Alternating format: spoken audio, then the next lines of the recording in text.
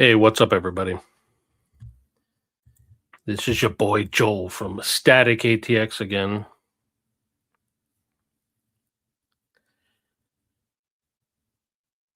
Let me give this just a minute to get started. Um, I always do these as a live stream as opposed to uh,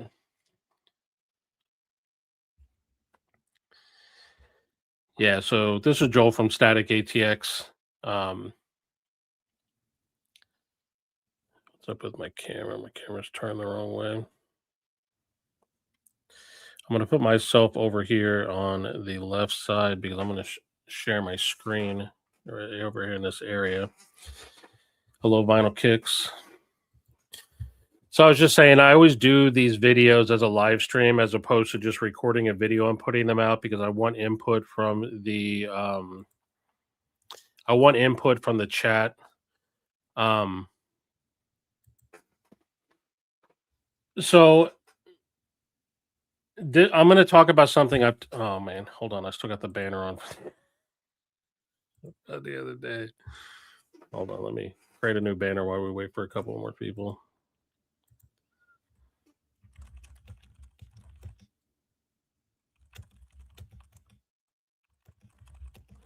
Um,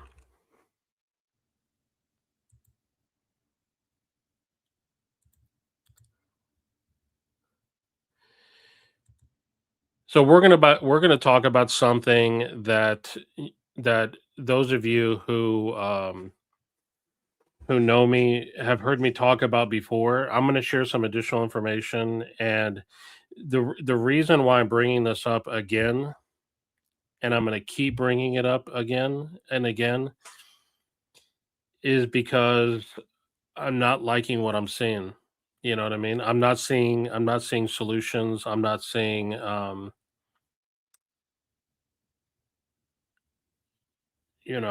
just not I'm not, and I keep seeing things, I keep hearing things that irk me in this rel which is the general topic is the health of of record stores, right? And I say indie record stores even though all we have are indie record stores, right? We don't really have chains anymore.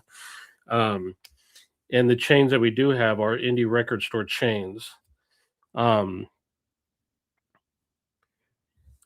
so one, I'm gonna start this out in a different way than I normally start this out. I want to talk a little bit about what things used to be like back in the 70s.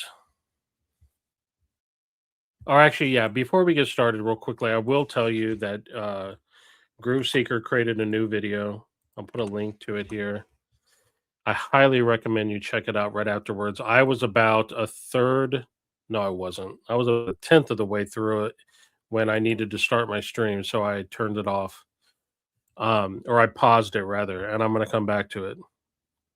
So I'm going to talk a little bit about what the record stores, what the relationship was like in between record stores and distributors and labels back in the 70s through the early 2000s.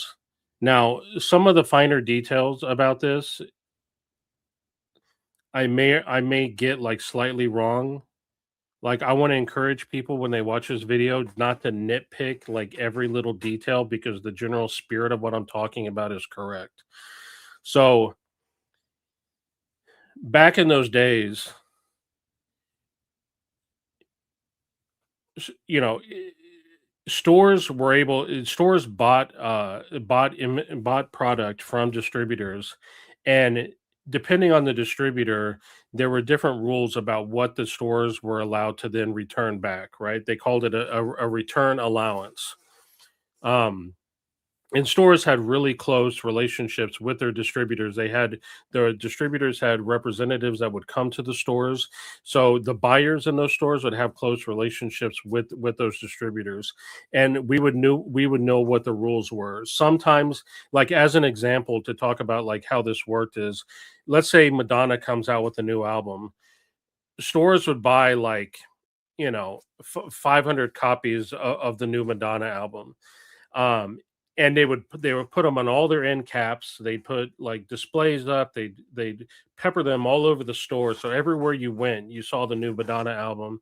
And then um I think it was within like 60 days or 90 days or whatever the case may be, the store would be allowed to return a certain percentage of that unsold stock. Sometimes it was like 20%. It kind of depended on the distributor. Some distributors would allow you to return as much as you wanted, right? Some distributors capped it at certain levels. This allowed stores to have certain leeway in how they went about running their business, right? Like whenever a big artist released a new album, they could order a ton of them, right?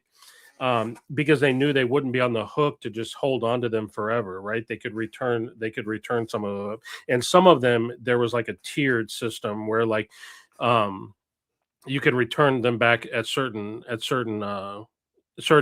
intervals, right? Like you could do a big return after 60 days, right? Where you could return like let's say 20% of the total that you bought, and then after 90 days or 120 days or whatever, you could return some more. So it was like a tiered system, right? So it took a lot of the um, responsibility away from the stores to have to um, and Groove Seeker, just so you know, I'm only talking about CDs. Because sorry, it was for vinyl too, but my experience was in the CD days, as was yours. You know, so and the reason I'm mentioning this system, so in just quickly before I get off the topic of how this return system worked, there was also other things that went on. Like distributors would make deals with stores sometimes where they would give them a certain amount of product free, like free without any cost, as like a buffer, to sort of offset the cost of some of the unsold stock, right? There was all kinds of like machinations and processes that were in place to where stores would not get screwed. And not only encouraged, they were not only allowed to, but they were encouraged to buy a ton of product and then return them, right? Now when product was returned back to the distributor, sometimes those distributors would redistribute them to other places. Other times, if a title was like what they call dead, like it wasn't going to sell, they would do cutouts. Right. This is why you saw like some of them like cut the corner off. Some of them put a hole punch through the barcode, or like drilled a hole through the barcode. There were different things, and then stores would have the option to then buy them. Not probably the same store. Well, the same store would, but stores could then buy those cutouts for a reduced price, right? So and I could sit here and label and go out through the math to explain how this worked, but like this is what they call the golden age of physical media. This is when stores were empowered to do what they do best, which was get physical media into the hands of the people that want to listen to it, right? And all the processes were about this. Um, but then what happened was when Napster and iTunes and the iPod, and then later on Spotify and all this kind of stuff, this stuff comes around. What ends up happening is distributors wanted to flip the script, right? They no longer wanted to take the brunt of having to take all these returns back because it was going to bury them. They changed the rules, and they made it so that sales were firm, and you could know there all these return allowances and the cutouts and all that stuff. It just stopped. Now I don't think at this time, you know I don't really know what the distributors were thinking about at this time, nor stores. But I can tell you what I was thinking about, and I can tell you what most people were thinking about. We were thinking that physical media was dead.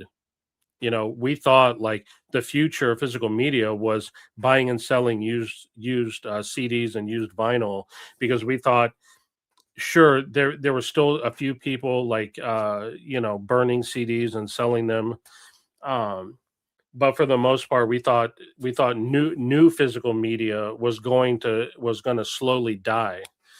Um, and then somehow, some way, I actually, this is part of the story that I don't know. I don't know how the vinyl boom happened. Like, I don't know what the impetus was. I don't know what the reaction was or anything like that. But I can tell you this: the rules that the distributors set forth have not changed. So stores cannot return anything. So I'm gonna share my screen here, and I'm gonna show something here. This is the result of things like this. So this is Alliance. You guys have heard me talk about it. This is the biggest distributor of physical media in the world, right? And in 2025, their gross margin increased from 15.8% to 11.4%. So it had 38% increase in their margin. This is across all of their products, right? And they don't just sell physical music, right? They sell hardware, right? They have a deal with Audio Technica, so they sell all their equipment. They sell figurines, like not just what do you call them? Not just the Funko Pops, but everything, right? They sell everything from like super specialized, limited figurines of things. But they sell all kinds of stuff, not just CDs and records. Um, they reported 15 million in net income, which was a 229% increased year-over-year improvement from 2024. They reduced their debt. And this right here, look at this. Direct to consumer fulfillment sales increased to 37% of gross revenue. This means direct to consumer means they're saying, fuck the record stores, fuck all stores. We're going to sell directly to customers. This is through things like CC Music, through discount, whatever the fuck their website is called, all that kind of stuff. And it's not just Alliance, okay? All distributors are the same. They all have the same rules. They don't allow returns. They don't have any return allowance, right? So when we're on stream, right, and I hear someone like Arnaldo come on stream and say, like, it's so frustrating when I go to a store and they only have one copy of an album. Why don't they have 10 copies of an album so that everyone can go in there and buy them? The reason stores don't have 10 copies of an album is because they're too afraid they're not going to be able to sell 10 copies of that album. That's why they don't have it. And if they don't sell it, they're stuck with it. There is so much there is so much dead stock sitting in stores all over the country and all over the world because of this rule about return allowance. And it's not just about protecting stores, it's also about moving inventory where it can sell, right? Right now, there are records that I could be selling in my store that my customers want to buy, but they're on back order and I can't get any. Somewhere there's a store that has copies of that album that they cannot sell, right? So if they were allowed to return them to the distributor, then I would then be able to buy them so I could sell them in my store, and vice versa. There's things that I have that I can't sell, and so forth, right? So it's practices like this. This right here, after all of my research. You guys heard me talking about how my record store is an experiment to see my I started out with sort of like, you can kind of think of this as kind of like a college thesis. My thesis was that record stores are going to die, because when I started talking to record store owners, this was like 2, 3, 4 years ago. Over several years, I talked to them. Every single one of them said the same thing to me, and I've said this many times on stream. Every single one of them said, "Don't carry new records. Only carry used records." Now think about that. Imagine if, poof, no more new records in any record store. If you want a new record, you're buying it on the internet, because no stores are going to carry them, because it's a net loss for them to do that. How long do you think the record store culture would continue to exist? Now, all that would do is speed up their demise. That's all it would do. You know what I mean? Because you have to carry new records, right? Because there are still enough people that when a new record comes out, they want to go to their local store and buy it. Okay, but you guys have to understand that stores are losing money. They are earning far less selling new records than they used to. Not only because the margins are smaller, but also because they're not allowed to return any unsold records, right? If I buy, let's say the new Taylor Swift album comes out and I buy 20 copies of it and I sell all 20 of them. You would think like, "Oh, you did really good." Right? You look at all that profit you made, okay? But if that same week another record came out and I bought just 5 copies of it, just 5, and they don't sell and they're sitting on my shelf at the store unsold, that negates everything that I just sold of those Taylor Swift records. Negates it. It means fuck all. Because the cost of those 5 records is more than the profit I made on those 20 Taylor Swift albums.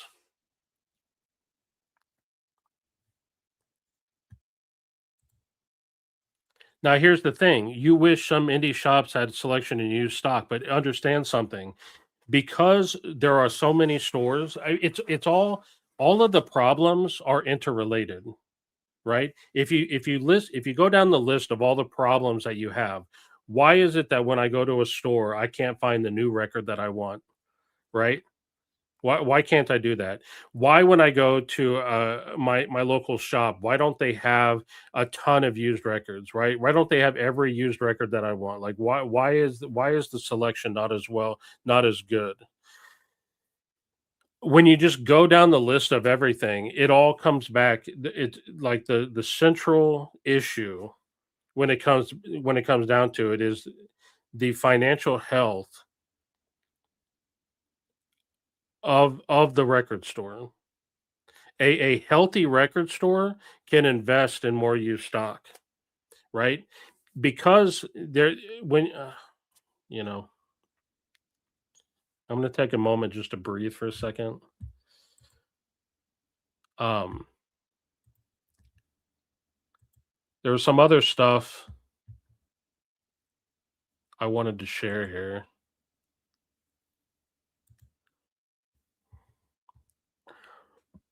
Um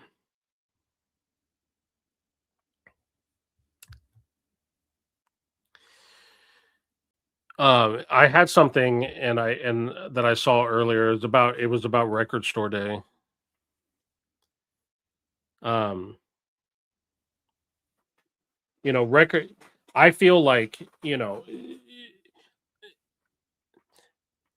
there's two things. I have two goals for 2026 in regards to um what I want to do with my store besides just like the normal, running of a business.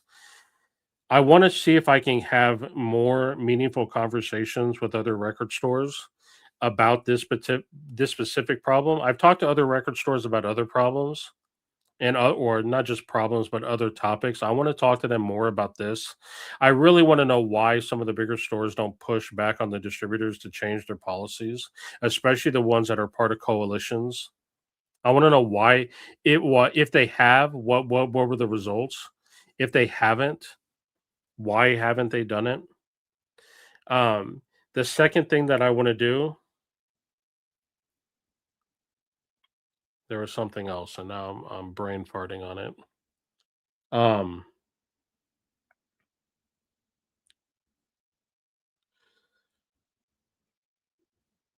Shit, I'll have to come back to it because now I just forgot what it was. Um, so the vinyl kicks, this thing of right here about having indie shops having better selection of used stock. I mean, it's very dependent on the area that you're in.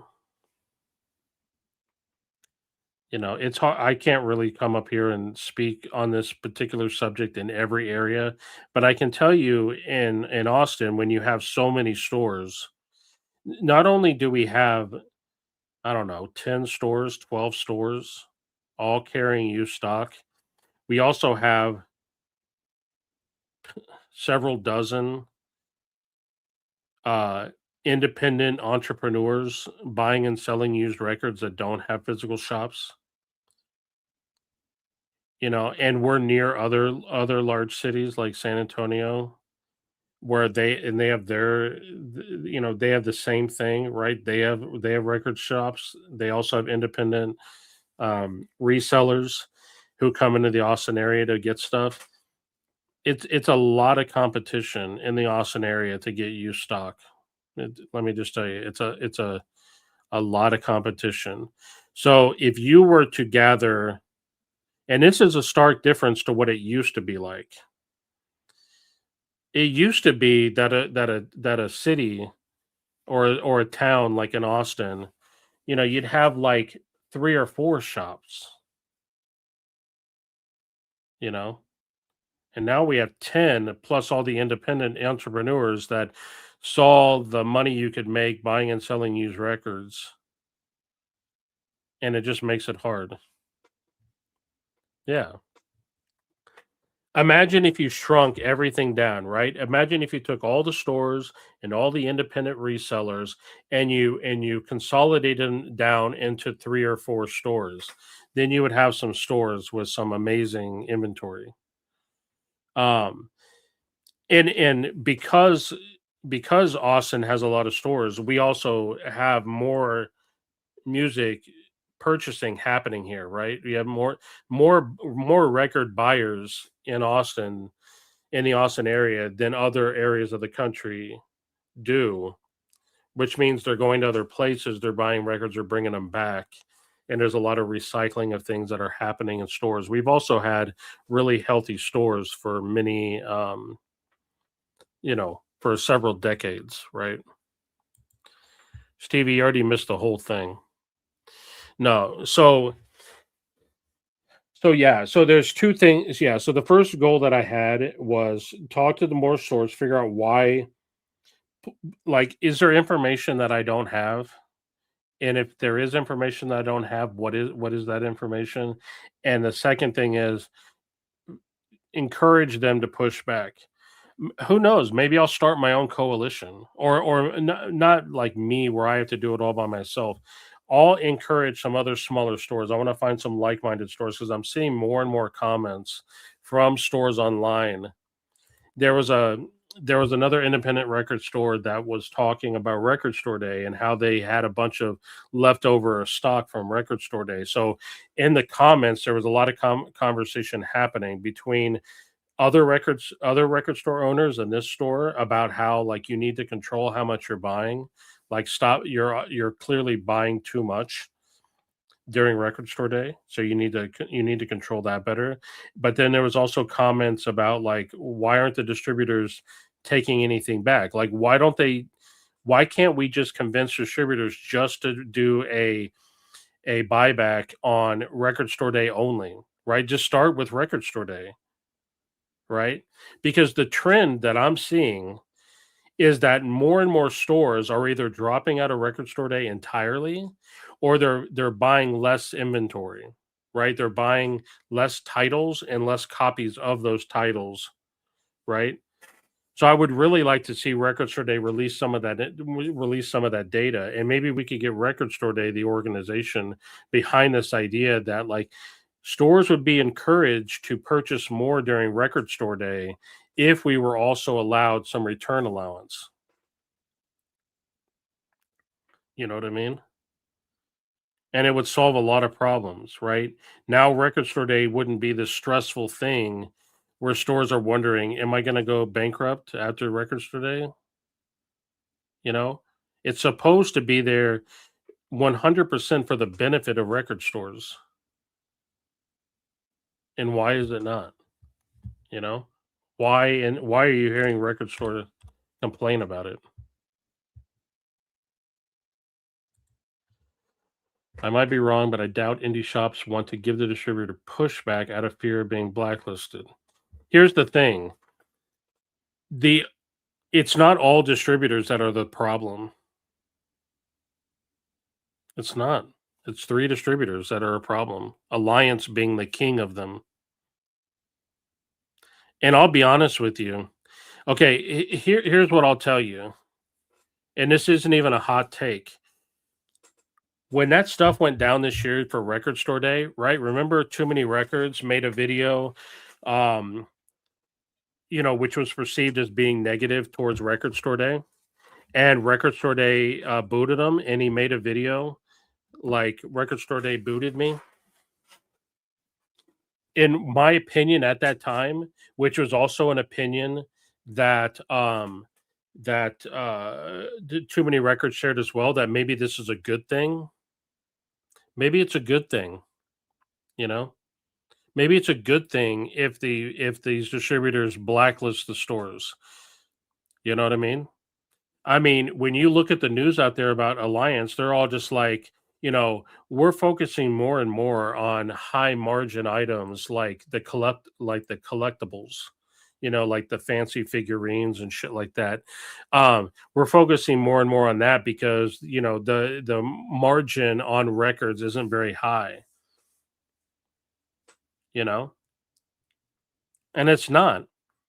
Like, here's the reality, right? Like, when I complain about the price of records and I talk about there being too many hands in the pie, and I complain about distributors like Alliance. Alliance is not getting the lion's share of the money from selling records, you know, because they're buying them from another distributor, right? So it goes from artist to label to direct distributor to then the one-stop shop, which is Alliance, to the store, right? So they're getting a similar kind of cut that the store is, right? So they're also not getting a huge margin, right? What does Alliance want more than anything else? Alliance wants all the other distributors to go away. They want the labels to go directly to them, right? Because the sooner they do that, then they can take the cut that those other distributors do. Okay. But then you have to think about, why did the smaller distributors uh why did they become a thing to begin with? Because they wanted to serve their customers better, right?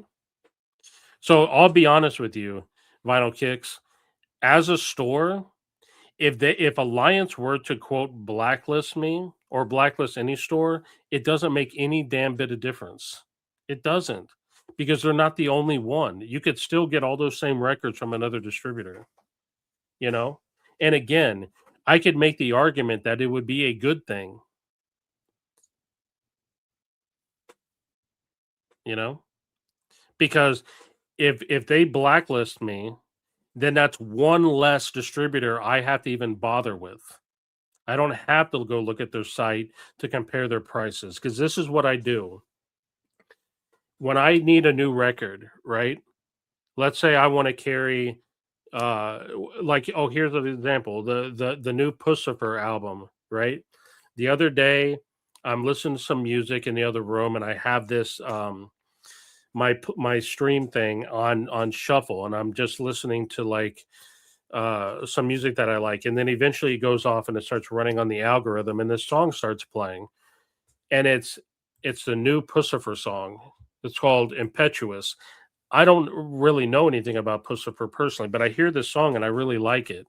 So I go and check my player, and I'm like, what, try to figure out what this song is, and I see it's the Pussifer song, right? So I'm like, oh, that's cool. What, I wonder what album this is on, right? Because it shows a picture of the album cover, and I don't really know the band well. So I go on the internet and I look and I see, oh shit, it's not released yet.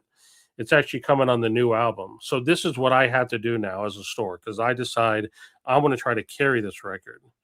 So I have to open up Alliance's website. I have to look up AMS's website. I have to look up URP's website. I also just have to figure out what label is it being released on, and does that label have a direct distributor that I have access to, right?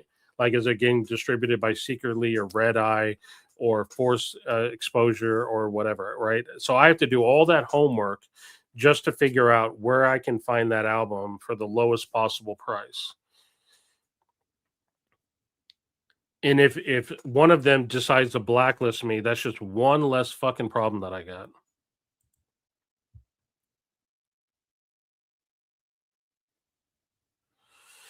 Do you think the problem starts with the labels? They want physical media to die and they won't let you open a direct account with them. I mean, Chris, I don't know if that's true, man. It causes distributors to tighten up and survive by any means necessary. Here's the thing, though. I would agree with you, but you saw those numbers. Alliance isn't just surviving. Alliance is thriving. Their profits are up. Their shareholders are happy. So Alliance, I would not say that Alliance is just quote trying to survive. I would say Alliance has a bad business model that depends on smaller distributors closing up shop and going with them. Because if all the other distributors go away, all of them, and every store has to just go with Alliance, they have a monopoly and they can set whatever price they want. That's like capitalism, right? Like that's the goal that they have, is to eliminate their competition. But if they allow RTV and redistribution of stores with no stock, then it eats into profits. Why would it eat into profit? Well, I don't think it eats into profits. I mean, it's more work for them. It's more work without necessarily profit, right? Because I'm returning, getting the refund, and then they're selling it to somebody else. But to me, okay, but here's the other thing, right? This is the other thing that kind of set me off. I get an email, right? I'm on all the distribution lists for all the different labels and distributors, and I get an email that Alliance is having a quote. Well, let me see if I can find it. I may have deleted it out of no, here it is. I get an email this morning from Alliance that they're having a For the Love of Music sale. For the love of music sale. We love music so much. We love it. Oh yeah, we're Alliance and we fucking love music. We love music, man. So we're going to have a sale. From January 11th to February 7th, we're going to have a sale, right? And we're going to show you some pictures of some albums right on the sale brochure, right? We're going to show you a copy of Jeff Buckley's Grace, right? What a great fucking album, man. Everyone needs to have a copy of Jeff Buckley's Grace in their fucking collection. So I go, great. You know what? I actually need to restock that album. I'm out. And they're now, oh, look at this. They're having a sale on the CD and on the vinyl. So let's go look at what this sale is, right? And I see the price and I'm like, oh, that's fucking wonderful. Look at that. Jeff Buckley's Grace. Let me pull it up here. Jeff Buckley's Grace, For the Love of Music sale, right? And I see the price, the wholesale price, and I'm like, that price looks awfully familiar. So I go look at my inventory system where I have the wholesale price the last time I bought this album from Alliance. And guess what? It's the same fucking price. So where's the fucking sale? For the love of music. For the love of music, where's the fucking sale? Right? It's the same goddamn price. So I go back and I'm getting ready to email my rep to say, like, what the fuck is going on? Where's the fucking sale? So I see that they link to a spreadsheet in their email. And I'm thinking to myself, like, maybe they just made a mistake. Sometimes they take a little bit and they don't update their prices, right? So I'm like, let me go look at the spreadsheet, right? So I pull up the spreadsheet, right? And I'm going to pull it up right now. I wish I could share all this with you, but I don't know what the fucking rules are around this. So I pull up the fucking hold on. I'm at the wrong fucking site. So I pull up the come on, dude. Google's being a pain in the ass. Okay, I pull up the it's actually, the spreadsheet is called For the Love of Music. And I go down to Jeff Buckley's Grace and I see, like, oh, they actually do have the price wrong. They have a different price listed in their spreadsheet. Oh, and look, it's fucking 13 cents cheaper. For the love of music, 13 cents. Praise the Lord. I get to save 13 fucking cents. Think about all the fucking wonderful things I can do. They also had some other titles on there, like Fiona Apple's Title and When the Pond. They only had They had the vinyl of Tidal, which I was like, that's a good thing to have on sale, considering the MSRP of that fucking thing is $49.99. So I saw their sale price for that. And let me pull up the wholesale price because I didn't write it down. I see what the wholesale price is now in the for the Love of Music sale. But in the previous the previous wholesale price. Yeah, so this one is actually like you could consider this quote a sale, right? It's about $3.50 cheaper. Or let me double check that. Make sure that math. Yeah. Oh no, it's not. Sorry, $2.50 cheaper. So that's the For the Love of Music sale for Fiona Apple. Store gets to save $2.50. But hey, it's something. It's better than 13 fucking cents. That's for sure. I agree. It'd be cool if indie shops would get pushback, but people fear messing with their livelihood. Here's the thing. So one, you guys already know, it doesn't make any difference to me. I got a career, man. I got a career outside of the music store. So if the music store crashes and burns, I could give two shits, right? Uh, I'm here to try to do the best thing I possibly can for not only my customers, but also for the record store business as a whole. And if I go down, I'm going to go down fucking kicking and screaming. I'm going to try to make a change here. I'm going to try to figure out, are there stores trying to fight this? Are they not trying to fight it? If they're trying to fight it, I want to be there. I want to be on the front lines fighting this fight. I also believe the music industry could care less. I already told you. I told you this story. So I mean, I don't care if I share this. My rep at, and I've shared this on stream before anyway. My rep at Alliance used to, I'm not sure if he owned the record store or if he just like managed it, but he was like either an owner or a manager of a high profile record store that you all would know the name of if I told you what it was. And he quit that job. He either sold the store or got out of the store and took a job at Alliance. And he told me early on in my adventuring in the record store business that a executive at a major record label told him flat out that he could give two shits if physical media stays. See, I think that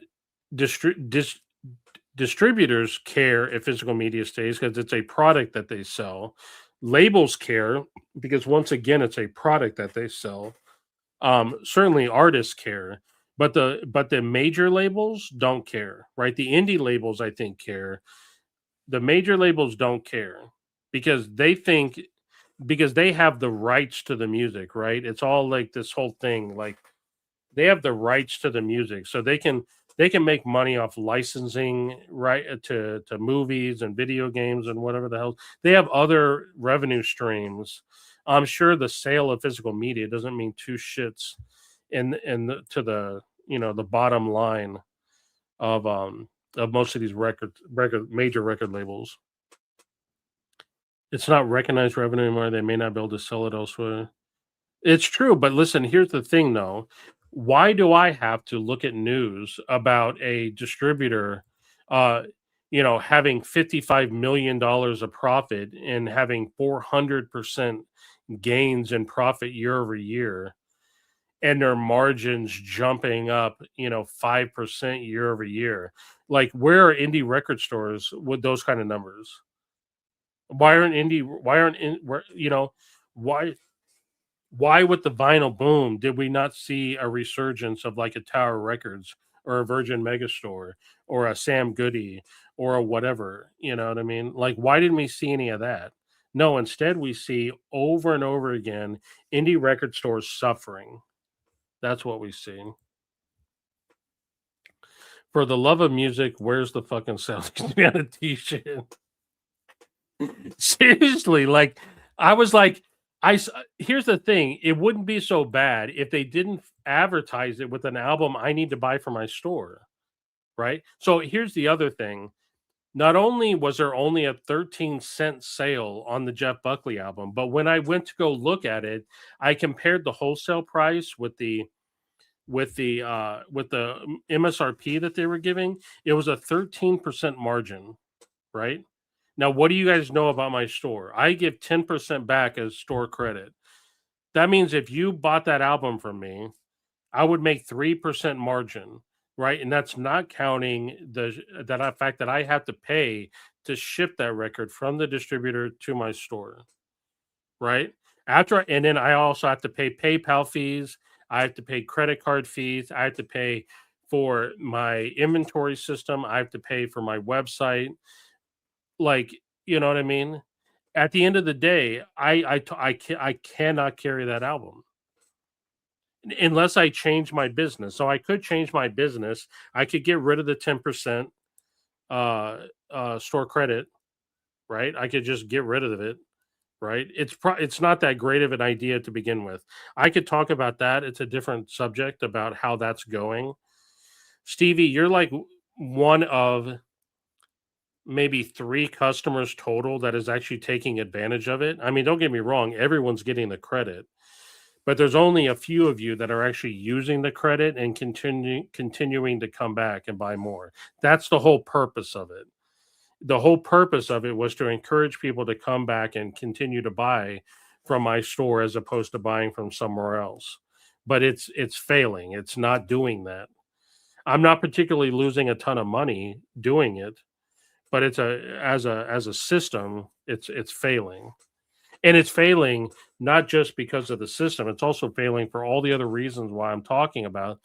I can't buy enough inventory, right? Someone comes to my store and says, "Why don't you carry such and such an album?" Well, the reason I don't is because, like, you know, there's only so much inventory I can buy. I need to focus on, you know, I don't know. Major labels bank off streaming sales, whereas indie labels, yeah, I mean, that's another part of it. I would get rid of the 10% and do a punch card. Well, it's all the same thing, right? Like all you're talking about at that point is uh the punch card being like something physical to remind people to keep coming back as opposed to the 10%. But the 10% thing, you get an email like when it's about to run out that encourages you to come back. All it is, basically what I have is a digital punch card as opposed to a physical punch card. That's essentially what it is. Because you could log into the website. Yeah, actually, it's better than the physical punch card for me at least, because you can log into the website and see what your store credit is at any time. So it encourages you to go back to the website. But this isn't about the store. Like, I want people to understand, like, my feelings about record stores and about the distribution system and all of this stuff has nothing to do with the fact that I have a store.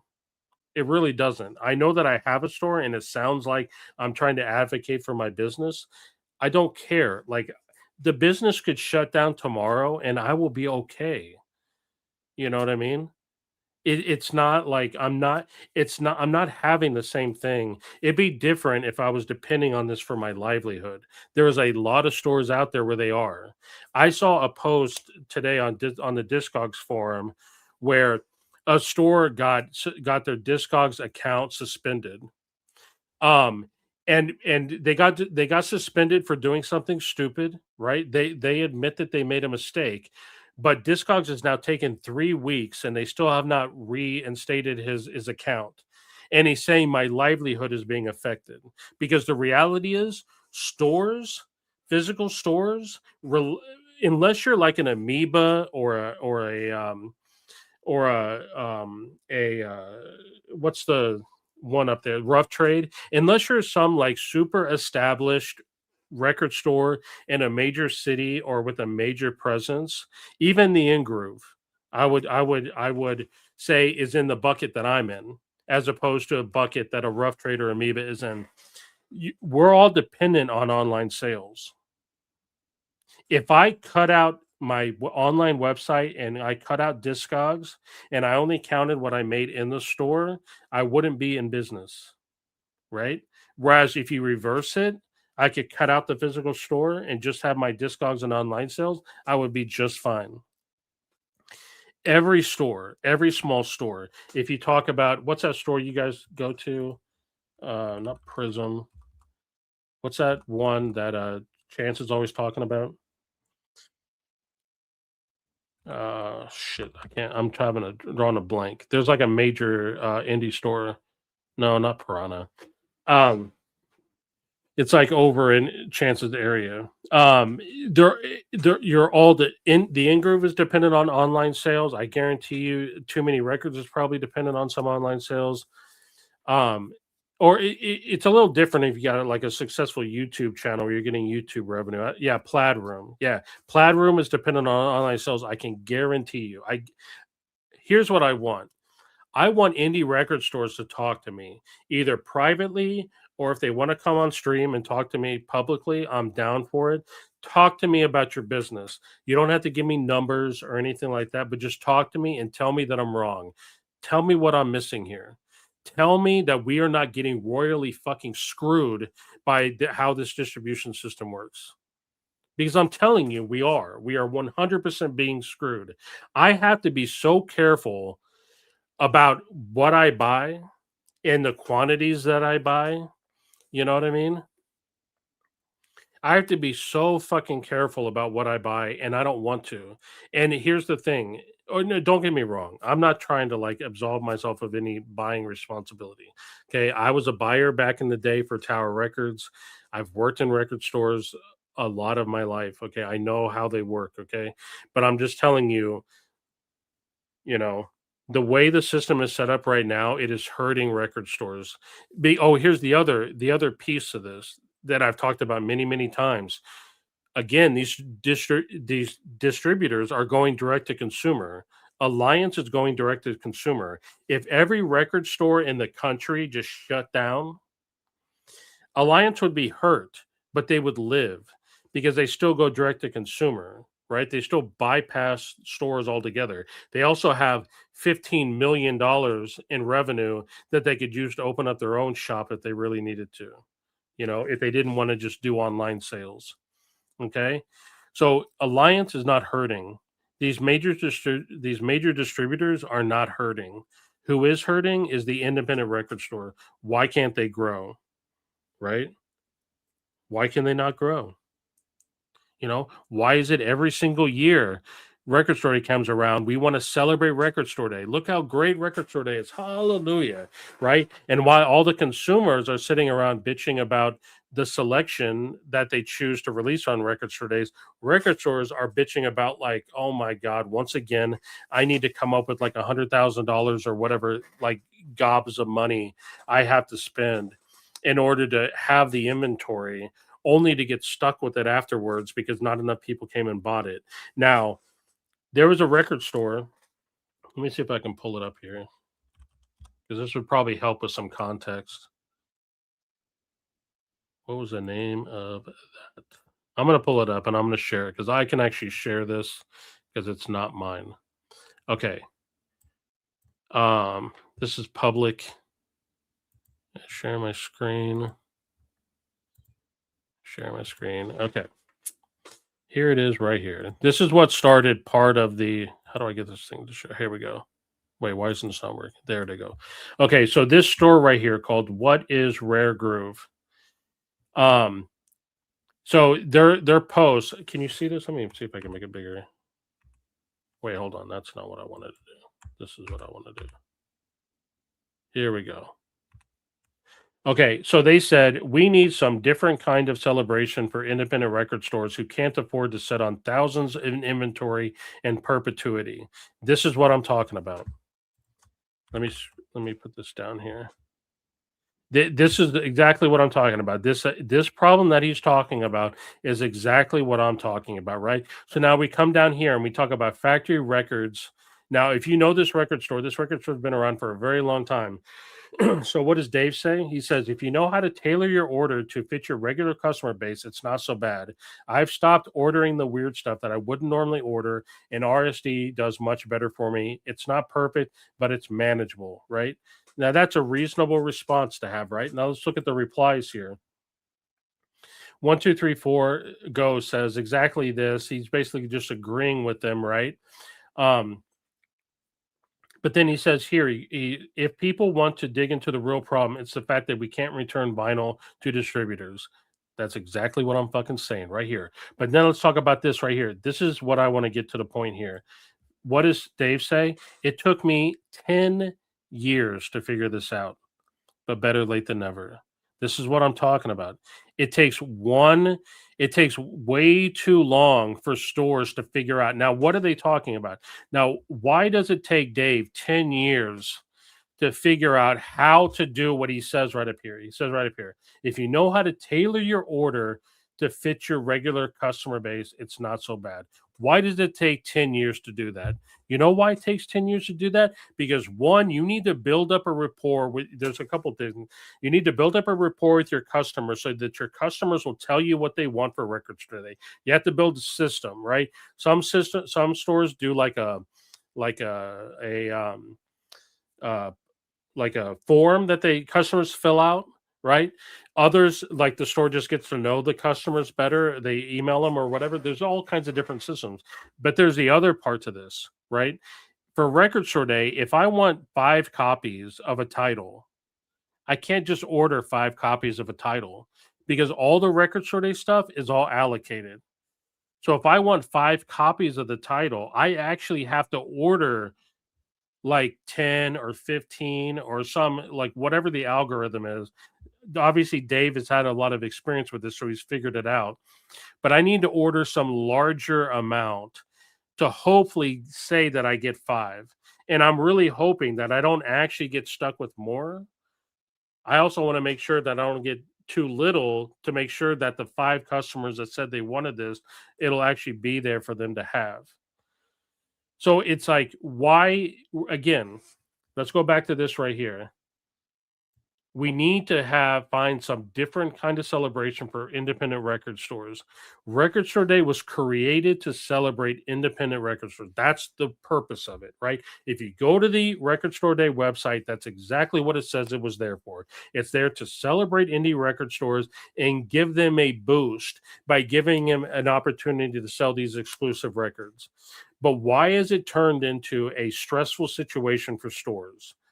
Because of this reason, right? We're encouraged as stores to buy a lot to carry everything.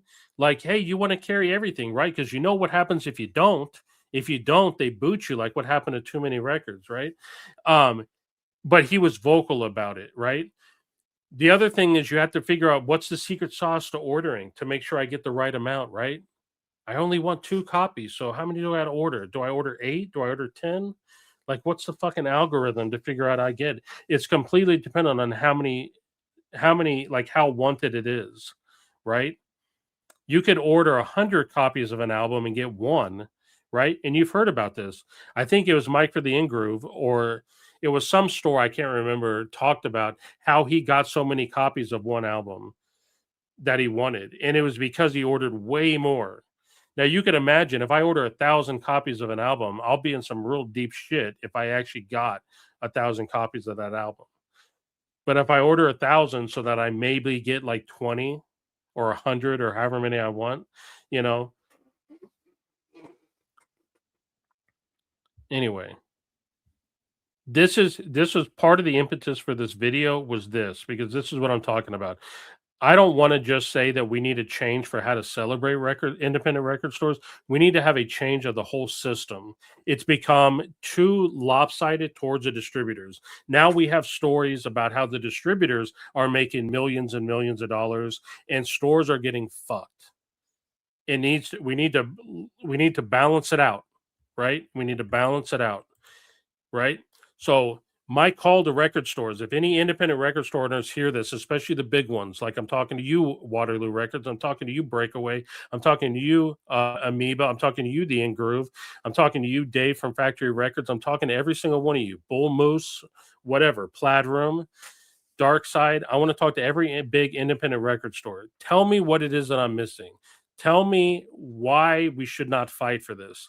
Tell me why we should not be telling Alliance and demanding that they allow returns. Tell me why we shouldn't do that. Tell me about what systems you put in place that are magical and get around this problem. You know, tell me, how do we make it so that independent record stores can thrive in this country and in this world? Tell me how we can do that.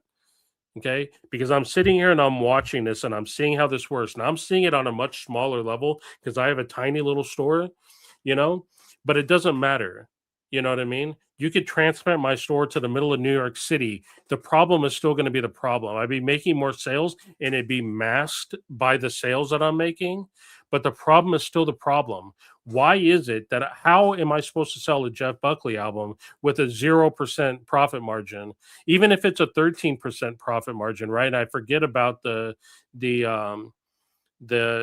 any sort of loyalty program you're giving to customers. 13% profit margin is not, you're not going to run a business on that, right? And that's not the exception, that's the rule with that distributor, right?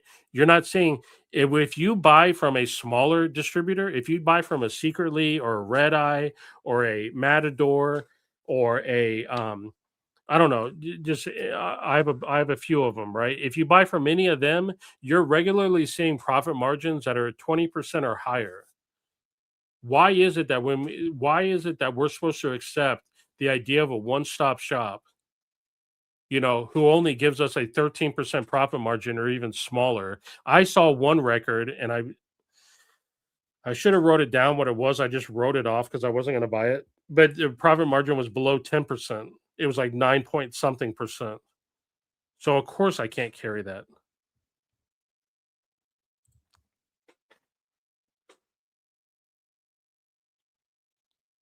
That was cool. I will share something uplifting today that happened, right? So Stevie and I are in the back room of our store today, and we're sitting there talking, and this girl comes in, and she goes, "Hey, I don't mean to bug you, but I'm looking for the copy of the what's it called? Not for him. What's the name of that album? Let me find it real quick. I think it's called Not for Him. No, it's called Not for Radio. Um, Here, I'll just share it on the screen because so my face isn't so big. So she comes in, she goes, "Hey, I'm looking for this record," and I she must have known that I had it, right? So I show her. It was actually right on my it was on my display wall, right? Because it's a new release. It's this is the lead singer from the Marias. It's a really popular album with the kids, as they say. And as I'm checking her out, she tells me she found me on Discogs. No, I didn't question her. I wish I would have like asked for some clarification. But what I'm guessing happened was that she wanted to buy this record. She went on Discogs. She saw I was selling it. She was about to buy it, but then she looked at my account, saw that I was a store and that I was in Liberty Hill, and she was in the area. So she goes, "I'll just drive down to the store and get it." And I personally thought that was wild that someone like found me via Discogs and was local. I thought that was pretty cool. It's by design why it is the way. Yeah, vinyl kit. I'm not sure what this is in reference to because it's an older comment. I'm not denying it. Like to me, like when I look at what Alliance is doing, they're doing exactly what a business should do, right? If you're in the distribution business, your goal is to distribute everything, right? You want to take over for every other distributor, right? Because it gives you more profit margin, and you want to keep raising prices, and you want to do all that kind of stuff, right? Like you want to do what you're doing, but what you're doing isn't, when it isn't healthy for um the business that you're a part of, then I say it's a bad thing because you're I don't know how people cannot see this. Like, this is how the music business works, right? First, they give us cassettes. We all buy cassettes, right? We replace our vinyl, we buy cassettes. Then they come out with CDs. We replace CDs. We buy CDs to replace our cassettes, right?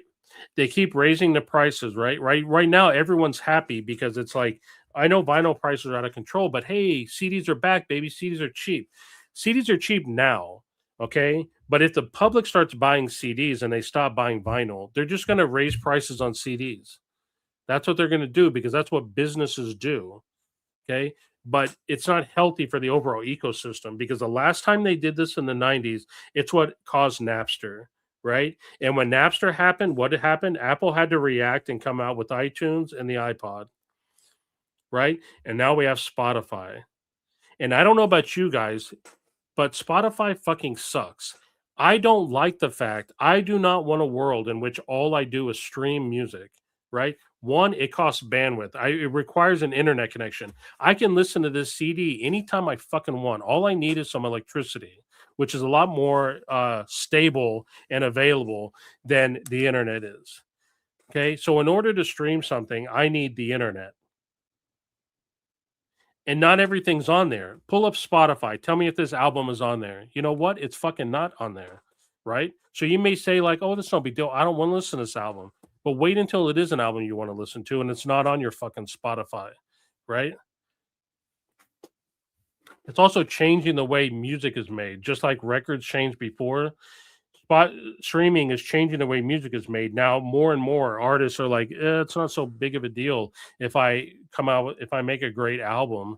I can just make a couple great singles and get a bunch of streams, and people will get the album anyway because they want the anyway. Whatever. I don't feel like. Seems part of the problem is some shops buy more. But here's the thing, Vinyl Kicks, that should be encouraged. If you're a distributor, you want stores to buy all the RST titles. You want them to do that. You just don't want them to be screwed when they do it, right?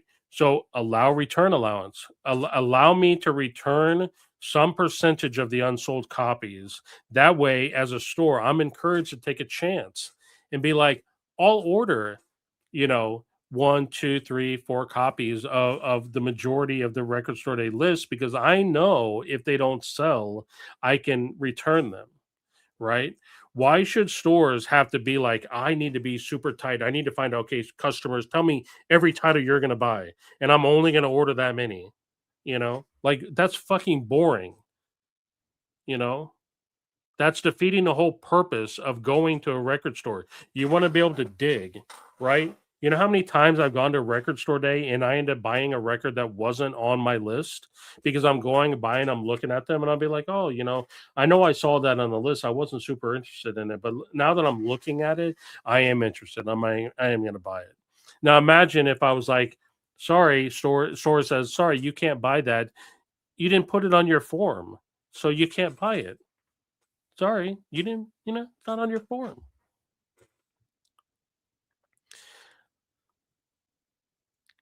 I don't think not participating will hurt. Just run a sale or something if it's too much. Herc, I don't know what the fuck you're talking about, but just running a sale means stores make even less money. They're selling the thing, but they make even less money. And that's the opposite of what I'm trying to solve for here. If only there was a coalition. See, that's the thing is, Stevie, there are coalitions. That's why I'm wondering, why don't the coalitions fight for this stuff? Or maybe they are trying and they failed. I don't know. That's my goal this year is to find out. BK told me about Hello Records doing half off sale on used stuff on RSD, and I dropped like $400 last year. They had no new RSD records, and the place was fucking packed. Yeah. Okay, Herc, like I could pick this argument apart. It's obviously great for Hello Records that they had so much used inventory that they could have a half off sale, lose all that money, lose half of the profit that they would have on that stuff if you would have just bought it for full price and still have plenty of inventory left over to continue to run their store like normal the day after their half off sale.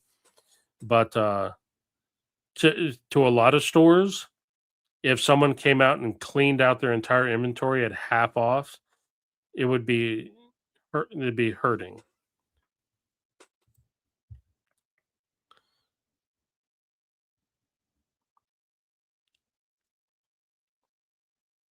I mean, I'm down for the online. I don't know what that would look like.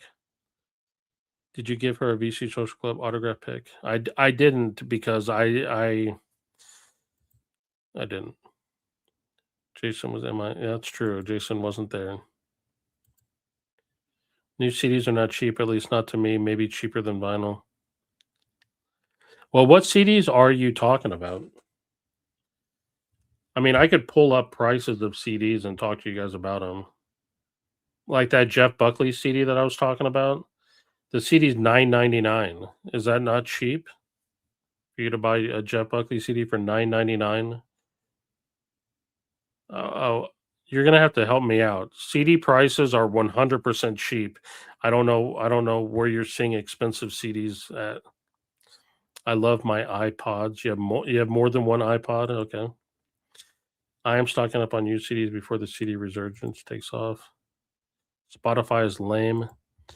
Members of the VC and indie record stores should come together, create an alternative to RSD, and encourage others to shop local and buy used. Call it High Fidelity Day. Yeah. I still use Winamp daily for my CD vinyl rips. Smile, Joel.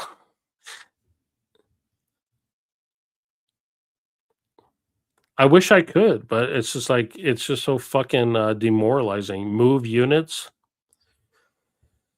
Oh my god, Herc, you're killing me, dude.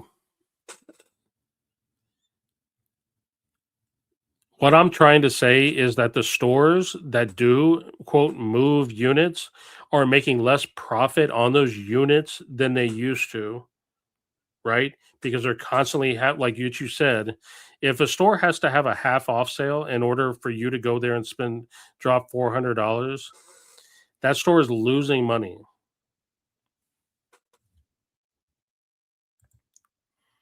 Hey Joel, hey Vinyl Dreamscape. Yeah, there's 21 people here. I guess people are hearing about me ranting like a fucking lunatic and I want to come see what's going on.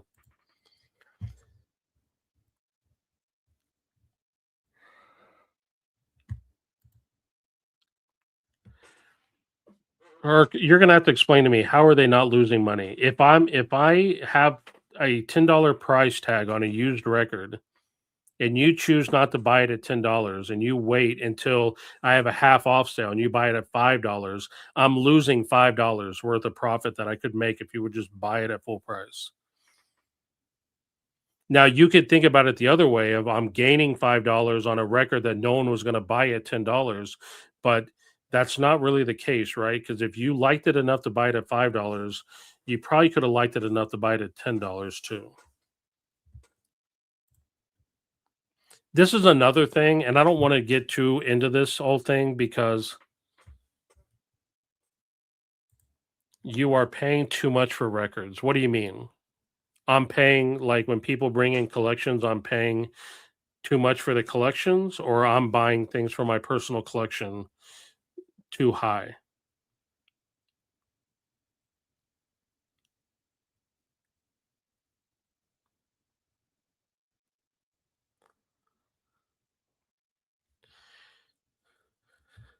No, but what are you saying though? Are you talking about me as a record buyer? I'm paying too much for used records in my own personal collection, or when people bring in collections to the store, I'm paying too much. Because here's the thing, like, okay, I will admit that compared to other stores, I don't have a um I don't have as much experience buying collections as they do. Um but listen, when people bring in collections, I assess them and I tell them what I'm willing to pay. Almost 100% of the time, with very small exceptions, everybody wants more. They never think that what I'm offering them is enough. They always want more. And I could just say no. I could just say like sorry, and I could sit here and haggle and convince them that it's not worth enough or whatever. But honestly don't think that I'm overpaying for collections.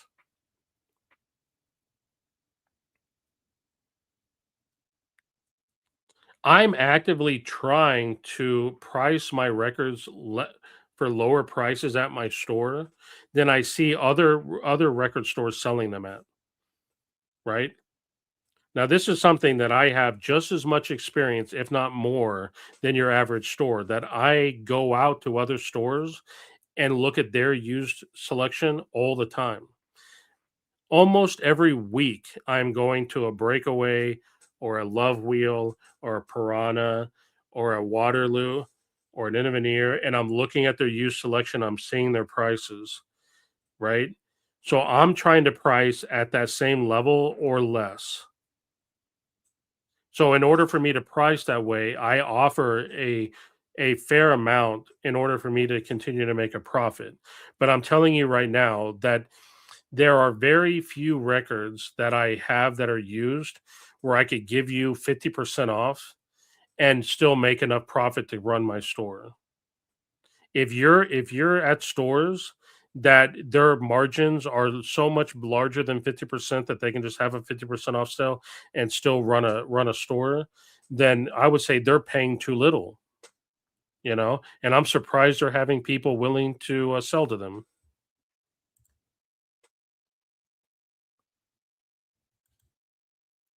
I don't mind spending more at my local shops. It's about sorting a local business I join. Because this so Vinyl Dreamscape, you're making a point that I make all the time, which is that you have to, like, there's a saying, right? Is be the change you want to see in the world, right? That's what Gandhi said. You have to put your effort and your money and your attention and your time into the things that give you the world that you want, right? So I want record stores to survive. So, like, I don't haggle with record store owners. When they ask for a price on a record, I pay it because that's what I feel. That's obviously what they felt they needed in order to continue to run their business. So that's what I'm going to pay. I don't haggle and be like, yeah, can you give me a little bit off of that? Because, I just think it should be worth less. I don't do that kind of thing. Why? Because I want record stores to continue to exist. The other thing is, records are not consumable, right? I buy this one time. I get to listen to it as much as I want for the rest of my life. It's not like when I go out to a restaurant, I eat some food, I eat it and then I shit it out, right? Think about the price of a record, a $30 record. You're paying more for that to go out to eat, and that's a fleeting moment. And I'm not advocating you don't go out to restaurants, but a record lasts forever, at least your entire lifetime. It's going to last there. It's also going to bring you a lot more joy than that meal did. Yet I don't see people sitting around bitching and moaning about the price of, you know, their meals at restaurants. They continue to go out to restaurants. Not directed at Joel, but I hate when shops lowball if they do that. I don't exactly. Final kicks, exactly. I offer fair prices to people. You know what I mean? Now, when I offer a fair price to people, if they don't feel that's fair, then I have a conversation with them and I explain to them, this is what I plan on selling it at. I plan on selling this record at $20, right? So if I'm going to sell it at $20, I'm going to offer you somewhere between like 10 and $15, right? Preferably closer to 10. That's what I'm going to offer because I tell them this is why I'm doing that because I'm gonna offer you 10.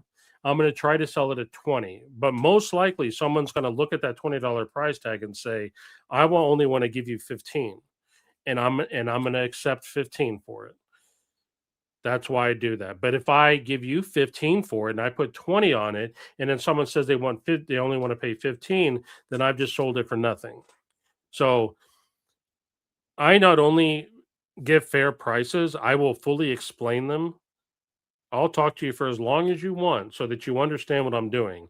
I do not rip people off. The other thing that I do, and I told this to Stevie and I've told it to many people as well. When I'm buying a collection, if I intend to keep something out of that collection for myself, like I did this CD that I keep showing, a guy brought these CDs in and I knew full well that I was going to keep this. In fact, there was a stack of stuff out of that collection I was going to keep. So what did I do? I made a stack. And this was a stack of things that I was going to keep for myself. And you know what I did? I gave them full price for this. I looked it up on Discogs. I gave them the full price for this because that's what I would want someone to do for me in that same thing.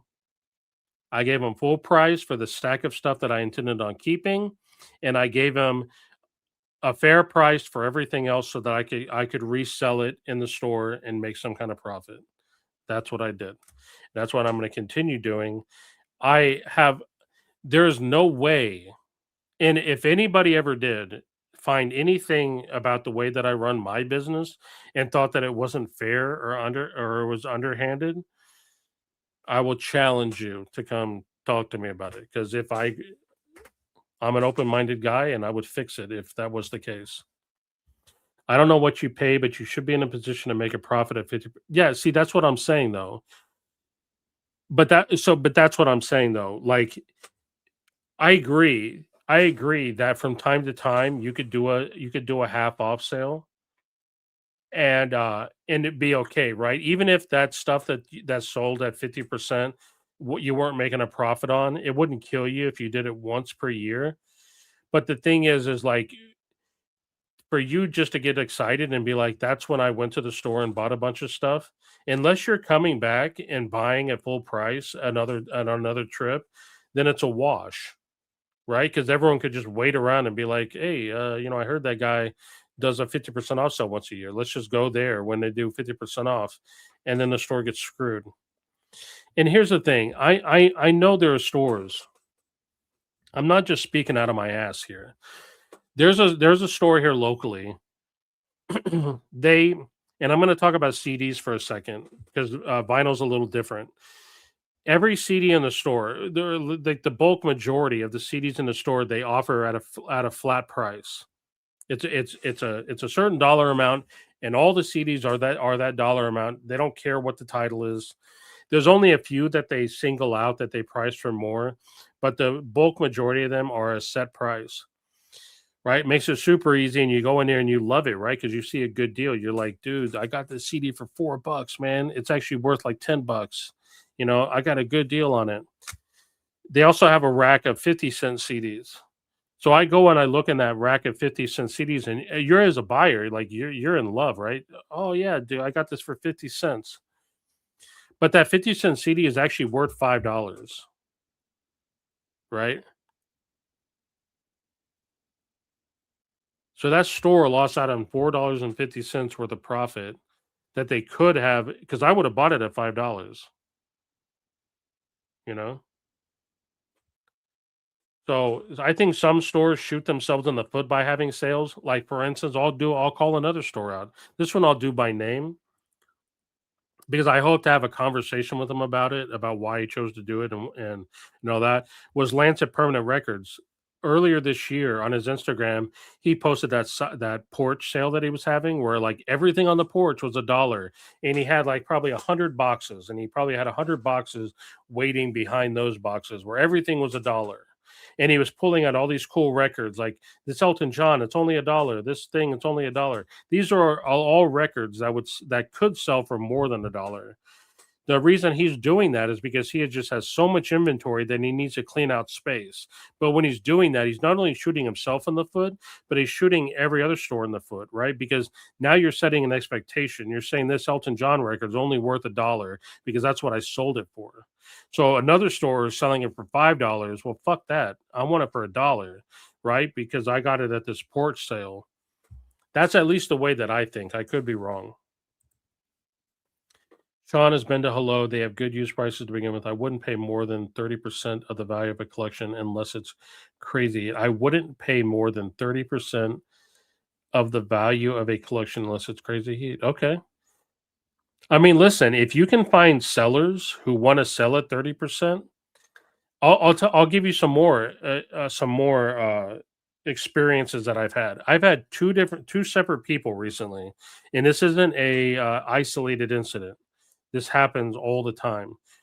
Two different people came to me with collections, and they wanted to sell the entire lot. They wanted to sell everything in one big go, and they had everything cataloged in Discogs, and they thought they were going to be able to get the median. They thought they were going to have a store pay them the median, and I told them like that. I explained to them. I had a long conversation with them about why that's never going to happen. Right? Even if you were to sell your collection yourself, and you sold 100% of your collection on Discogs, you yourself wouldn't get the median. So if you selling them isn't going to get the median, why would you expect a store to give you the median for your collection. It literally makes no sense. Like, any store would be stupid to do that. One of them told me a store offered them 10% less than the median, right? I think it was something like the collection was 60K and the store offered them 50K for it. And I said, "You turn that down? Like, you should have jumped on that. Like, you need to you need to get back in, you need to get in your DeLorean, go back in time and take that fucking offer, because that's better than you're ever going to get, whether you sell it yourself or not." You know what I mean? Unless some crazy thing happens and the market goes through the roof, and people, and, you find some independently wealthy person to pay you max price for all that stuff. You're never going to get that price selling it yourself. So I explained to them all this stuff, and they still didn't. One of them says, "Okay, I'm just going to sell it myself and see if I can maximize my profit." And I say, "That's what you need to do. If you have stuff to sell and you want to make, and your concern is making the most amount of money, you need to sell it yourself. But understand, you're going to be trading your time and your energy for that extra profit, right? You're also going to make mistakes along the way, right? Like, maybe you're not going to buy the right packaging, right? Maybe you're going to make a mistake in shipping and there's going to be a return, and you're going to have to deal with that headache, right? Maybe you're going to misgrade something and someone's going to complain about it, and you're not going to know quite how to deal with it. There's a whole lot that goes in there. There's a whole lot of experience that goes into selling records than just like what you think right on the surface. So when a store offers to buy you the records, I agree with you. Like, a 30% is about right, but you'd be surprised by how few people will want to sell at 30, because it's a hard pill to swallow, right?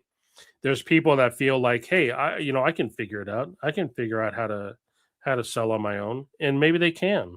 It's not rocket science. You could figure out how to sell it yourself. You know, but a lot of people don't realize, okay, you're going to sell everything yourself. That means you're going to have to go buy packing supplies. Means you're going to have to get a Discogs account set up. You're going to have to figure out how their fees work and how to set up shipping policies. You're going to have to make regular trips to the post office. You're going to have to deal with people that are upset because you're not responding to them in a due amount of time. There's a whole lot that goes into it that people don't realize. Absolutely agree, Joel. I want them to make a profit. If that means I spend an extra $10 on a record while I enjoy, exactly. People don't realize, like, when we're talking about profit on records, we're talking about dollars. The distributors are making millions of dollars. They're making millions of dollars. Your local record store is not making millions of dollars. They're sitting there fighting tooth and nail for dollars of profit margin. Dollars. The difference between a $5 profit selling a record and a $6, $7, or $8 profit on selling an album. The distributors are there talking about how many millions they made and how they made 300% more profit this year. I trade up records all the time. I don't expect more than 30% of the value unless I'm trading for. Exactly. You're an experienced person though. Like, you're in there. This is what I always tell people in the VC. We are part of the 1%. We understand how it works, right? We already know, like, when we take a record in to sell, we already know what we're likely to get for it, right? Or at least we know what our target number is, and it's not something that's unreasonable. But the people that are taking their collections into stores to sell them are not the 1%. They're the kids. They're the people that put, like, blood, sweat, and tears into collecting all these CDs or records, and they're expecting to get closer to the Discogs median.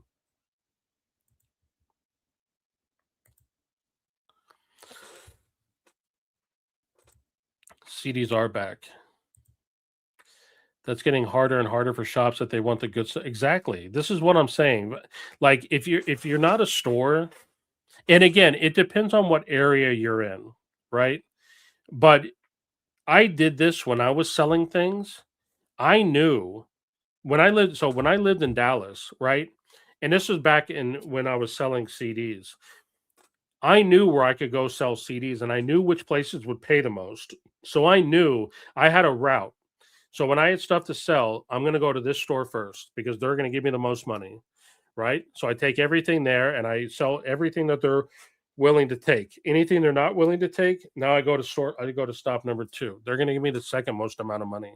And I'm going to keep going down the line until I've squeezed out as much money as I can. This is what people do with vinyl. If you think they don't, you're a fool. People know which play. Now, there are some people that don't know, right? The inexperienced people, they're just going to go to their favorite record store, and they're just going to go to the record store they go to the most often, or the one that they've heard about, or whatever, and sell stuff there. And those are the people that have no idea what their stuff is worth, probably anyway, or they have a really loose idea, or whatever. But most people know exactly where to go to get the right price, right? This is why when you go to certain places, they have better selection than the other places, right? And the stores that pay up have a better selection. They also often will have a slightly higher price. Either that or they're giving up some of their margin in order to keep their customers happy.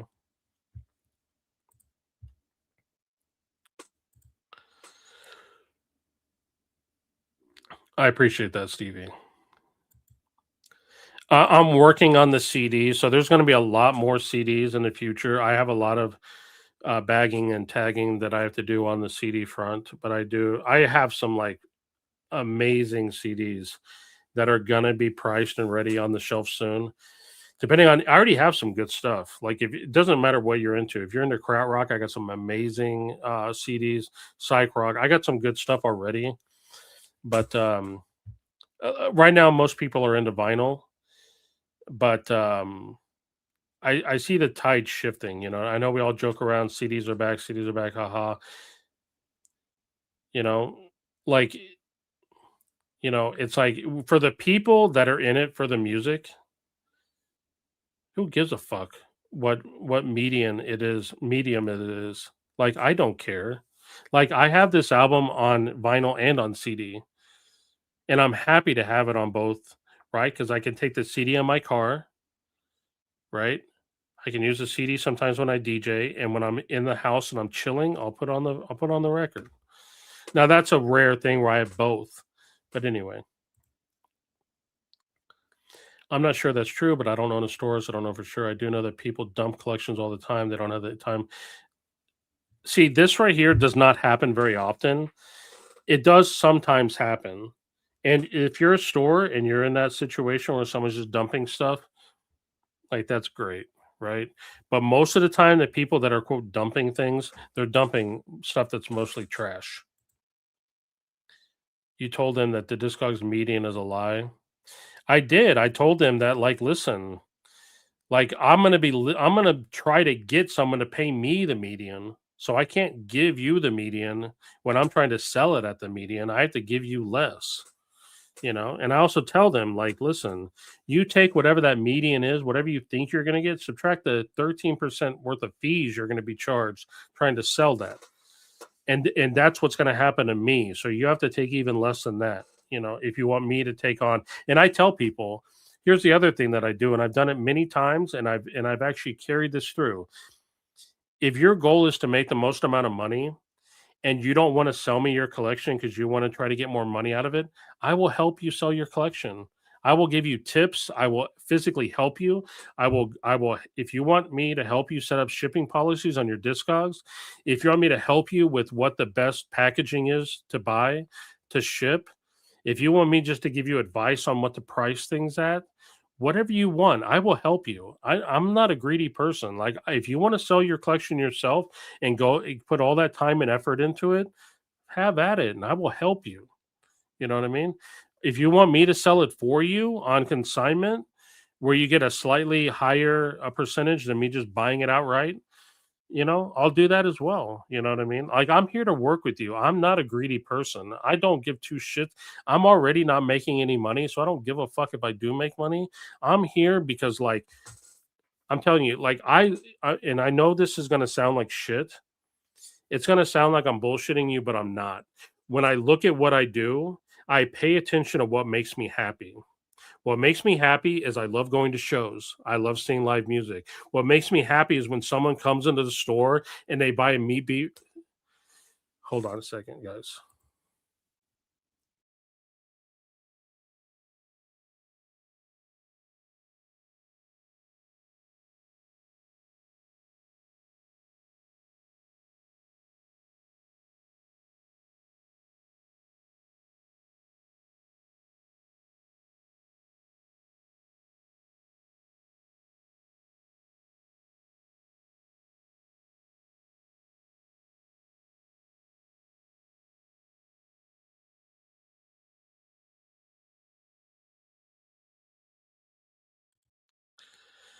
Sorry about that.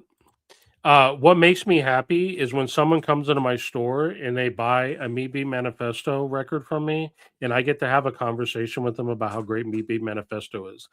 And when I ask them, "Hey, did you go see Clock DVA when they came earlier this year?" and they tell me they're not, they didn't know who Clock DVA is, and I get to have a conversation with them about how great Clock DVA is, and then they come in a few days later and tell me they listened to Clock DVA and how much they liked it. That's where I get my enjoyment. I don't give two shits how much money I make. I couldn't even tell you how much money I make. I don't care how much money I make. What makes me happy is when I connect people with music. That's why I do this. That's my goal. Now, I get it that other record store owners have to make money because it's their sole source of income, and I wanna support them and fight for their ability to be able to do that. That's what this is about. This isn't about me, right? It's not about me because I'm gonna continue to in my career so that I can have a record store, so I can have those connection moments with people. That's why I go to the convention. I don't go to the convention because I sell more records at the convention than I do in my store. I go to the convention because I get to connect people with music. And sometimes I have to force it, and I wish I didn't have to, but sometimes I do. Because that's what I get out of this. That's what makes me happy. That's my motivation. When I try to get the lowest possible prices that I can from the right distributor and I price the things the way that I do that so I can make that connection. It makes it easier for me to make that connection. It has nothing to do with profit. Okay. But the distributors allowing stores to be able to return unsold product to them, that helps record stores to survive. All those record store owners that are trying to make a living at doing this, that's why I do it.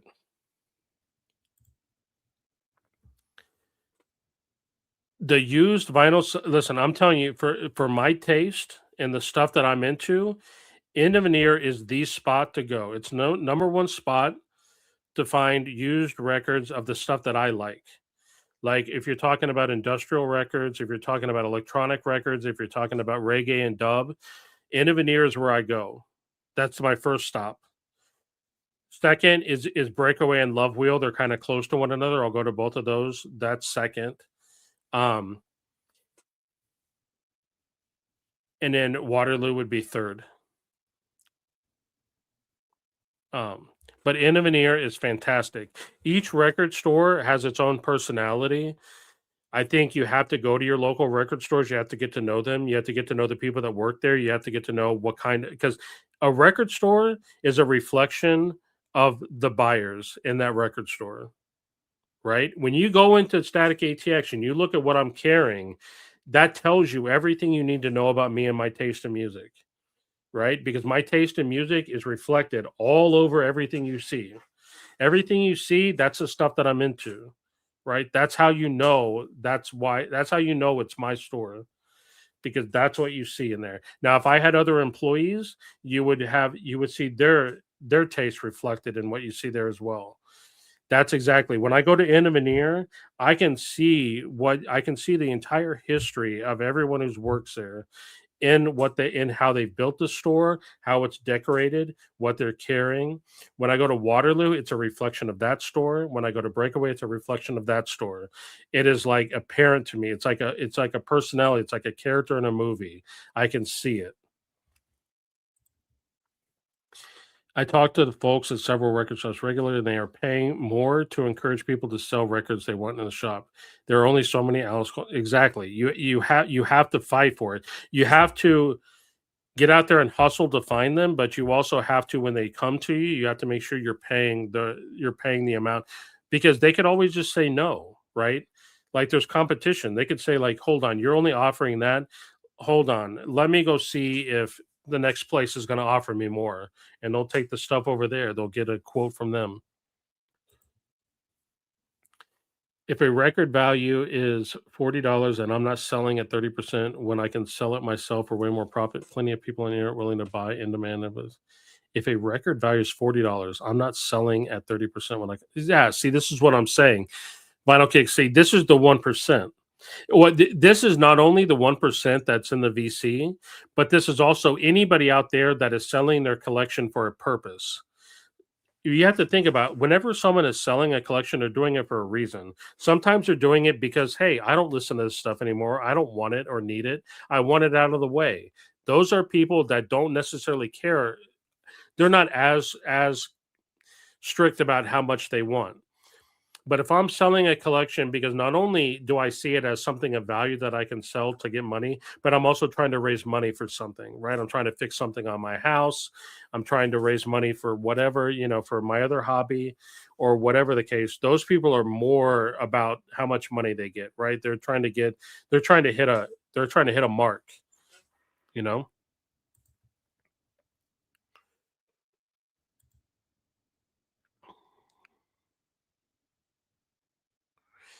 Yeah, but mine okay. I have to agree with this statement. I would agree with it. See, Flipside has been lowballing me on exactly, but here's the question, Herc. Are you when they lowball you, are you selling it to them?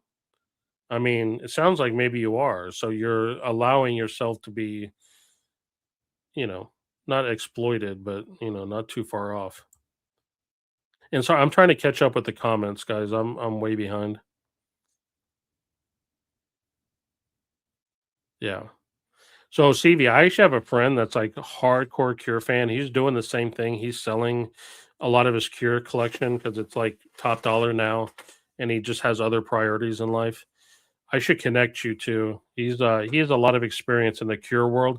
He actually may have people that might want to buy some of that stuff. Like when I've had Cure stuff in the store, he's taken a picture of it and posted it in the Cure groups and stuff like that to see if there's anyone out there that's into it. Because Cure fans, they'll pay the top dollar you want, right? Because they really want it. You obviously pay more for heat. Okay, Herc. Oh, see, look at this. Herc is over here wanting the Cure stuff. Hey, Stevie, if you sell any UK pressings to Herc, make sure you charge him top dollar. Like, go find the Discogs max value, add 10%, and try to sell to him for that since he's over here talking about deals and stuff. Bagging and tagging is a fish reference. Well done. I have to check. Listen, Stevie, no offense, but if you sell him your Cure stuff before you sell it to me, I'm gonna be no, I'm just kidding. You do what you gotta do. I don't buy mediocre titles, so I'm not selling my VG near mints for 10 to 13.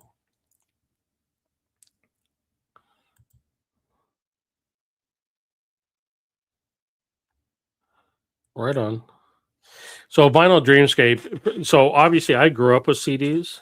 CDs were my first I mean I technically had tapes first. I didn't buy that many tapes though. I had a Walkman. I bought just the CDs or the tapes I wanted to listen to my Walkman. CDs were like my entire teenage years. And here's the other thing. A lot of the stuff that I listened to, it's only on CD. Like they didn't make it on vinyl. Like here's an example. I'm sorry. I'm just gonna pick these CDs that I have directly in front of me. This album right here. The only vinyl they ever did on this album was a picture disc. And why they did a picture disc, I have no fucking idea, but it's trash. So if you want to listen to this, CD's it.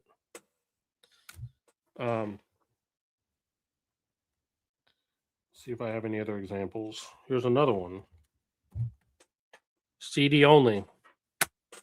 I have a ton of albums that are CD only. The other thing is here's another album. It's not CD only. It is on vinyl, but unfortunately, the vinyl, if you want to try to buy it, it's like $350 or $400 or something ridiculous. I don't give a fuck what it sounds like. I'm not paying fucking $400 for a record when I have the CD right here. I'm not gonna do it. Like, it's just stupid. It doesn't sound any better. Like, keep in mind, I listen to music. The majority of the music that I listen to was recorded and pressed at a time when CDs were the median, right? Like, or the medium of choice. I don't listen to stuff from the 50s and 60s, right? Like, if I'm like heavy into the Beatles or whatever, I'm gonna want to get those UK monos or whatever. You know what I mean? I don't necessarily want those on CD. This goes back to the thing I talked about with Deep Purple's Made in Japan.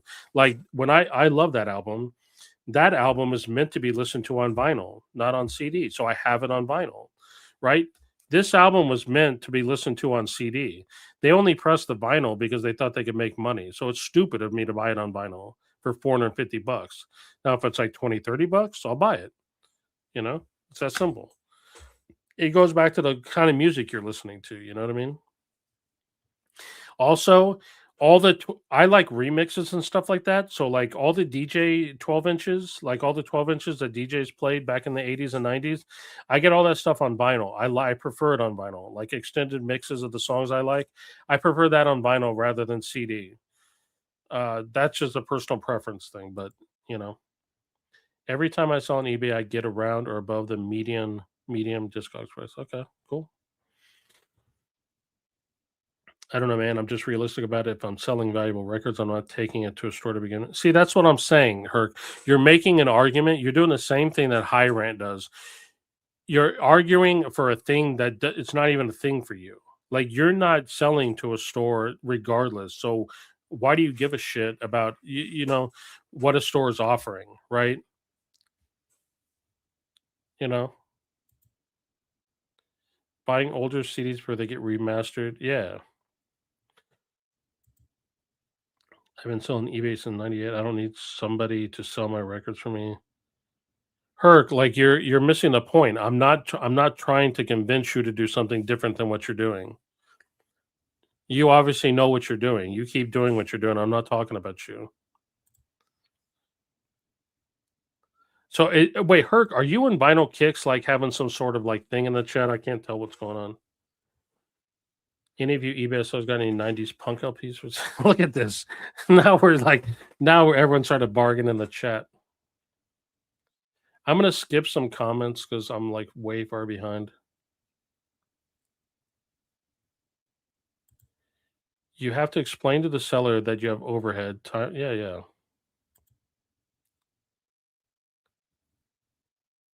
Mush is my all-time fave punk album of the '90s. Mush? What the hell is Mush? Hey, hold on, let me catch up. How far behind am I? Dude, I'm really far behind. What the hell? What's up, Caesar?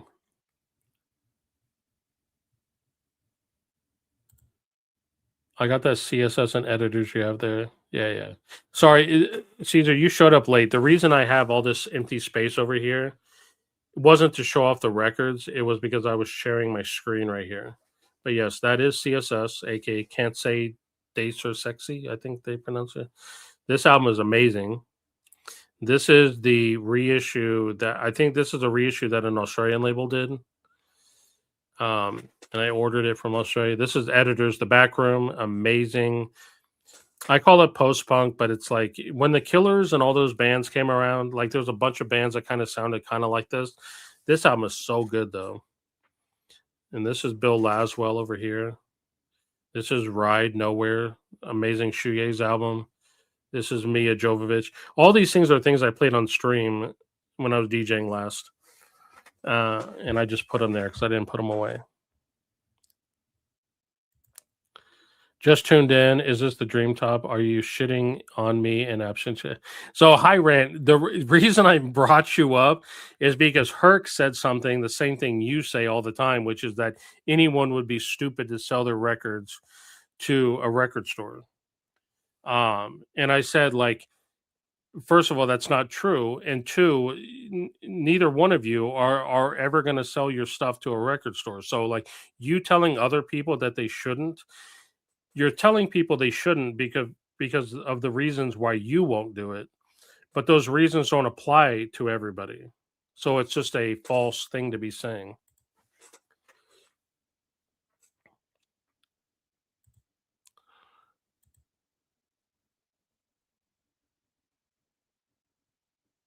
Yeah, so Caesar, I also had this. I had the CSS album when it first came out, but I just had the CD. I didn't have the vinyl when it first came out.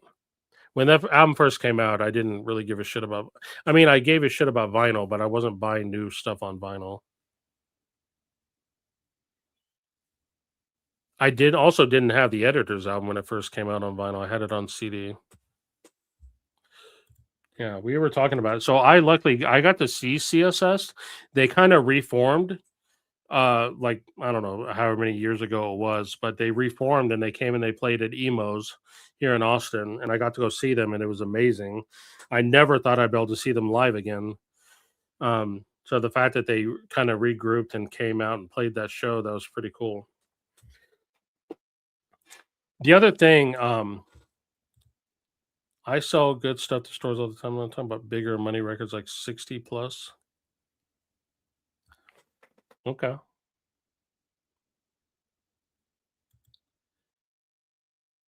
Ah, Bomba Stereo. I also got to see Bomba Stereo. So I didn't know Bomba Stereo until my wife told me about him. We saw Bomba Stereo play at South by. Um,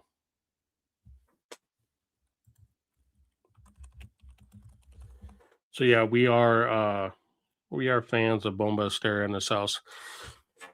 Quickly, while we're talking about Discogs and CDs, even though we weren't technically talking about, so I have these four Susie and the Banshees albums on CD.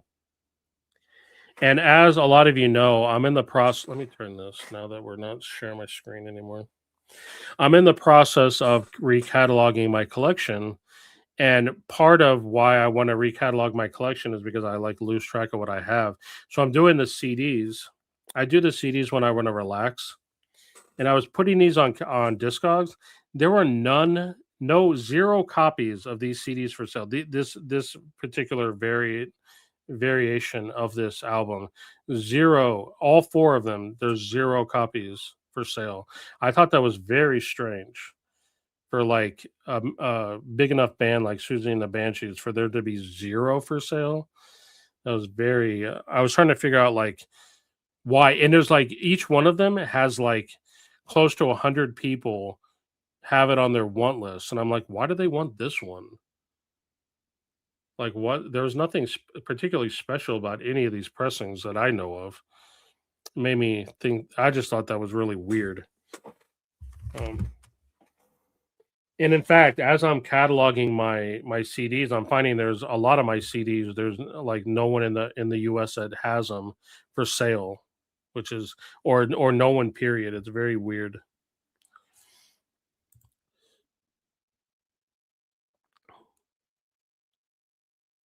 I thought the Bomba Stereo is from Mexico, but I could be wrong.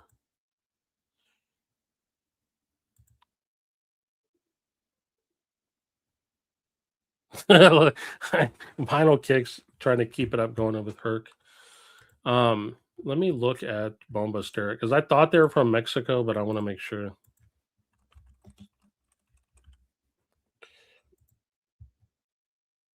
Oh no, they're from Colombia. Okay, maybe they're just living in Mexico now. I don't. I wonder if they're still where they're living. It's always weird when a band says they're from somewhere, but you know they're not like really living there anymore. It's like like if you're living in LA, the fact that you're from Colombia, like, what does that mean? I mean, I don't know.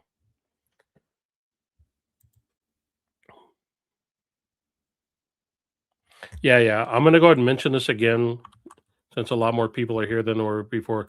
Chris, the Groove Seeker, made a video about a couple hours ago about his favorite music from 1996, and I put a link in the chat.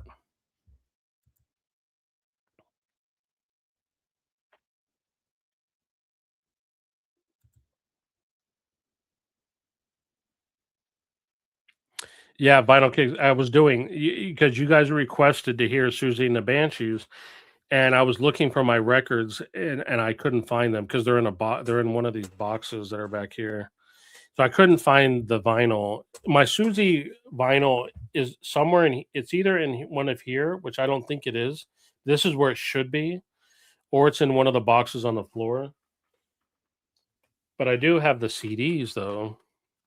So I have Juju, I have Hyena. I have Dream Machine, A Kiss in the Dream Machine.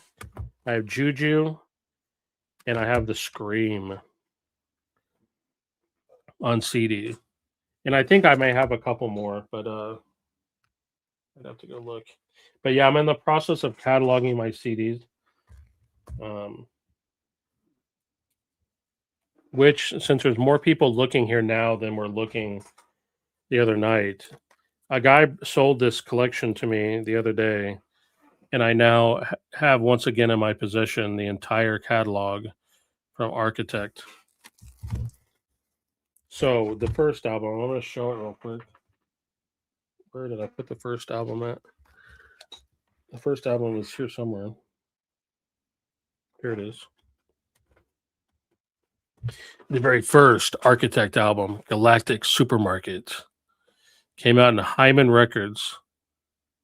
I only have the CDs. I do not have the vinyl. I wish I had the vinyl. I would gladly accept it, but this is Galactic Supermarket. It's a very good album. The second album from the Architect catalog is I Went Out Shopping to Find Some Noise, and here it is also on Architect on Hyman Records.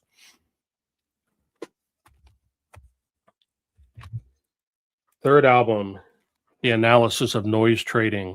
They look very similar, but they're not the same. This is the second and third albums from the Architect catalog. Then you got Lower Lip Interface, also on Hyman Records. How many people in chat know who Architect is? Raise your hand if you know who Architect is. Then the third album is over there because I was playing it. Or let me grab it real quick. Or sorry, the fourth album is this is their peak right here. In my opinion, their peak is Consume, Adapt, Create. We listened to this on stream the other day. It was just me, Vinyl Kicks, and Stevie. None of you other motherfuckers even bothered to show up. How dare you? None of you showed up. All of you. You're over there watching Mr. Gorilla or Mr. Not Gorilla. Bizarro, Mr. Bizarro, and you weren't watching me play Architect. So this is the fifth album, Consume, Adapt, Create. They also released this remix album when they did that called Upload Select Remix. There's also the Upload Select Remix number 2. I don't have that.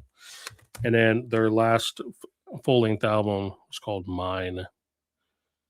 And this one's more down-tempo. They actually introduced a singer on this album. All the rest of them are instrumental. And it's kind of like atmospheric, little atmospheric drum and bass, a little bit IDM glitchy stuff, throwing a little bit of industrial in there. Are they? I'm gonna slap the shit out of Steve. I cannot believe you just said this. I don't think they are on Spotify. If you have a Spotify account, look these albums up, see if they're on Spotify. I don't think they are. Okay, I want to get to this. I suspect that CDs are not cataloged as well on Discogs as records.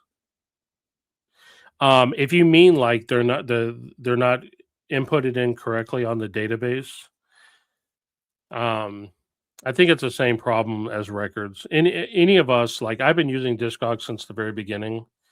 I used to be heavy into putting things into the database and like being super anal about it, following the rules and stuff like that. Just got into too many arguments with people about ridiculous shit that didn't matter. And so I don't even bother with it anymore. But as somebody who sells on Discogs and puts their collection on Discogs, there's mistakes all over the fucking database, and I don't even bother. especially with new records. It's ridiculous. Like people will create one entry that covers three different titles, and they'll just like put it in the comments because they don't understand they need to create three separate entries.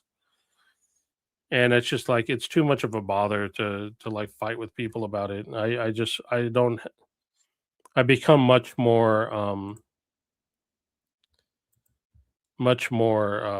what do you call it, like wanting to avoid conflict. You would like to hear Galactic Supermarket? Well, I'll tell you what, I would love to play it for you. It's a great album. This one is the most atmospheric. I heard this album when it first came out, it blew my mind. Um, because you have to remember, like it wouldn't blow my mind if I heard it today because you know, it's 20 years later or 25 years later. Um, but at the time, it blew my mind. It's also signed by the artist on the back. Um, the original owner got this signed by the artist. Um, but when this album first came out, there wasn't a lot of music like, or there was some music like this, but not in this world. You have to understand. So, Architect is Daniel Meyer from How Job. So he comes from the industrial world. So the people that, at least, for me, I came from the industrial world, and then I listened to this, and this is more atmospheric, more um I don't know, I call it IDM. I don't know how people feel about that term IDM, but that's what I call it. Um and so at the time I wasn't super familiar with that kind of music, right? So when I heard this, I was like, oh shit, it's something new from the industrial world. Um, and I loved it. I loved it. I went off on a huge tangent listening to that music, and I started listening to all kinds of other. That's how I discovered Autechre, Boards of Canada, Kreidler, to Rococo Rot, all this music that I have on these shows are back here. That's how I discovered all this music. It was like it wasn't I mean, Architect wasn't the only gateway. There was a few gateways there, but that was a lot of it. Three Amigos had a great chat. Yeah, we did. We sure did. Repeat titles are a problem, and merge titles that shouldn't be. Yeah, it's so hard, Herc, and you know this because if you're in the database all the time, there's way too many people editing releases without having it in their hand. There's way too many people. There's too many people entering things into the database when they have it in their hand, but they don't know how to enter it in properly. So, and then you have people going in and trying to clean it up who don't have the release in their hand. And the other problem is like sometimes you have one of the releases in your hand, but you don't have the others. So you're not sure like how to fix them all, right? You just have the one. So like you need to be able to collaborate with the other people that have the other releases to make sure you're all putting your stuff in there correct, because sometimes two releases can be very similar to another without being the same. So it's just there's too many problems. Like Discogs, when you really think about it, it was way too ambitious of a project. Um, the idea that you could get people, all over the world to input things the correct way, especially because it's gotten a lot more complex over the years. There's like, and it's gotten complex for a reason. It's gotten complex because that's what you have to do to sort through you know what's going on. And it's like for them to get like the Beatles catalog, like I don't know how correct it is, but like I know like there's been huge projects to get like the Beatles correct and Led Zeppelin correct and stuff like that. So a lot of these smaller artists, they just go by the wayside. So like I've had people, like when I put things in my collection, I try to get as correct as I can, but sometimes the thing that I have in my collection doesn't match anything exactly. And so sometimes I'm like, should I add a variant? Should I not? But you get into one too many arguments with people about like this shouldn't be a variant. It should be like another release, and it's just like I just can't be bothered with it anymore. It's like I don't want to argue with people about the same shit. Like I know what the fucking rules are. If I didn't, I wouldn't be doing it. But other people, they just like to argue. They just like to argue with people, so they just yes, the albums were released in the 90s. Yeah, my biggest pet peeve is the absence of yeah. And here's the thing, like, the other thing that happens a lot, at least, especially on new records, is some people put them in the database, put them in the database for the specific reason that because they want to sell it, and then they purposely omit information so that the high volume sellers can't find it. You know what I mean? With their automated tools, you know? And I know this is like most people probably won't give a shit about this problem, but I see it all the time, right? Like they'll omit the barcode, they'll omit the run out information, they'll omit certain information that kind of screws with the tools that people use to upload inventory. But yeah, people will list records all the time without the run out info because a lot of people they don't know what the run out info is, you know, and especially on CDs, like even less people know like what all the codes are on the center spindle of the CD. Like they don't know what that is and how to enter it in. So like you almost need to take a class on how to enter things into the Discogs database in order to do it the correct way, especially if you're new. It should be a nonprofit. What's hard for it to be a nonprofit? That's the problem. Like they make their money via the marketplace, right? Yeah. Anyway, I don't want to get into that much more into that. Yeah, we are lucky to have it. I mean, it's better than nothing. It's better than the nothing we had before. A lot of people don't realize what it was. Because here's the reality, right? Not only are we lucky to have Discogs as a database, we're also lucky to have Discogs as the marketplace. Because the marketplaces we had before, like well, we had eBay, right? We always had eBay. We also had Jim. I think we've talked about this on stream before. You guys remember Jim.com, right? Um, Wayback Machine. I'm gonna go into the Wayback Machine. You guys are inspiring me. By the way, if anyone isn't interested in just shooting the shit, I've done my rant and I'm over it right now. So I'm gonna go into the Wayback Machine with my buddies here in chat, and I'm gonna show some pictures of what Jim used to look like back in the day.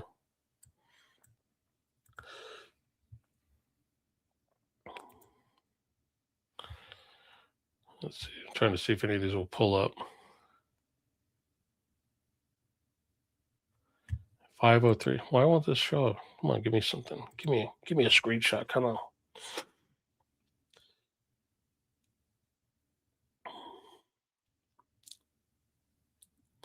Oh, is it not gonna give me? Give me a screenshot, yo.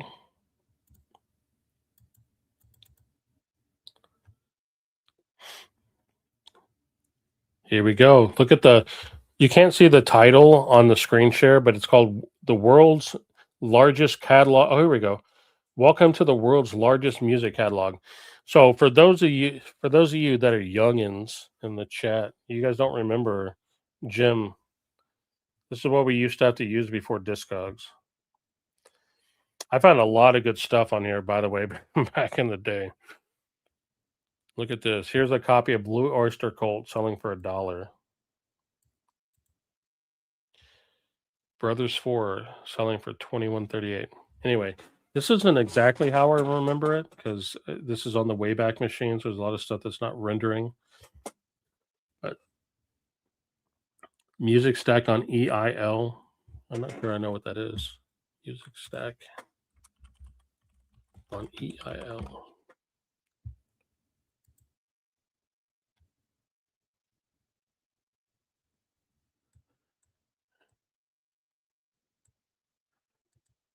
You talking about this? Music Stack.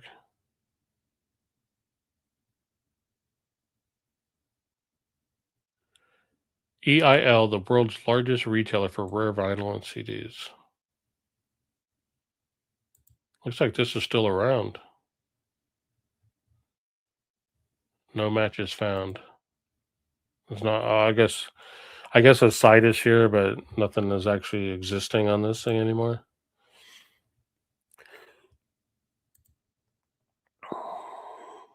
I like that idea, but we're live where we live in end times capitalism, so everything has to drain our money from us. Yeah. Oh, Steven, we're not getting into that again. Discuss really is great, though. It'd be tragic if it disappeared. Yeah.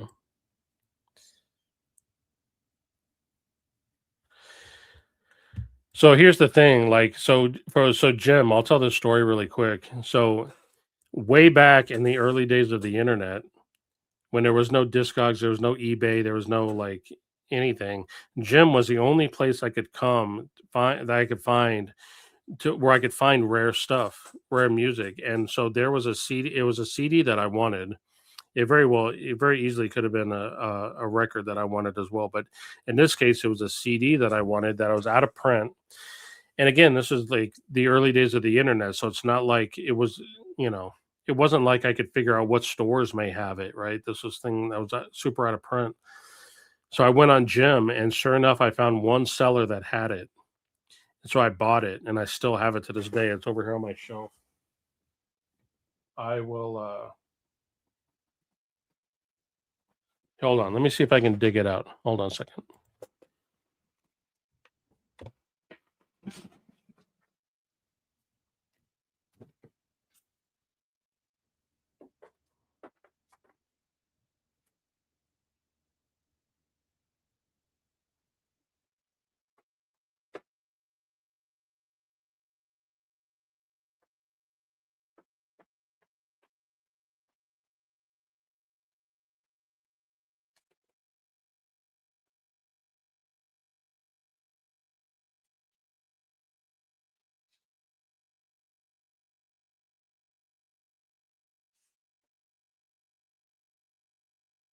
No.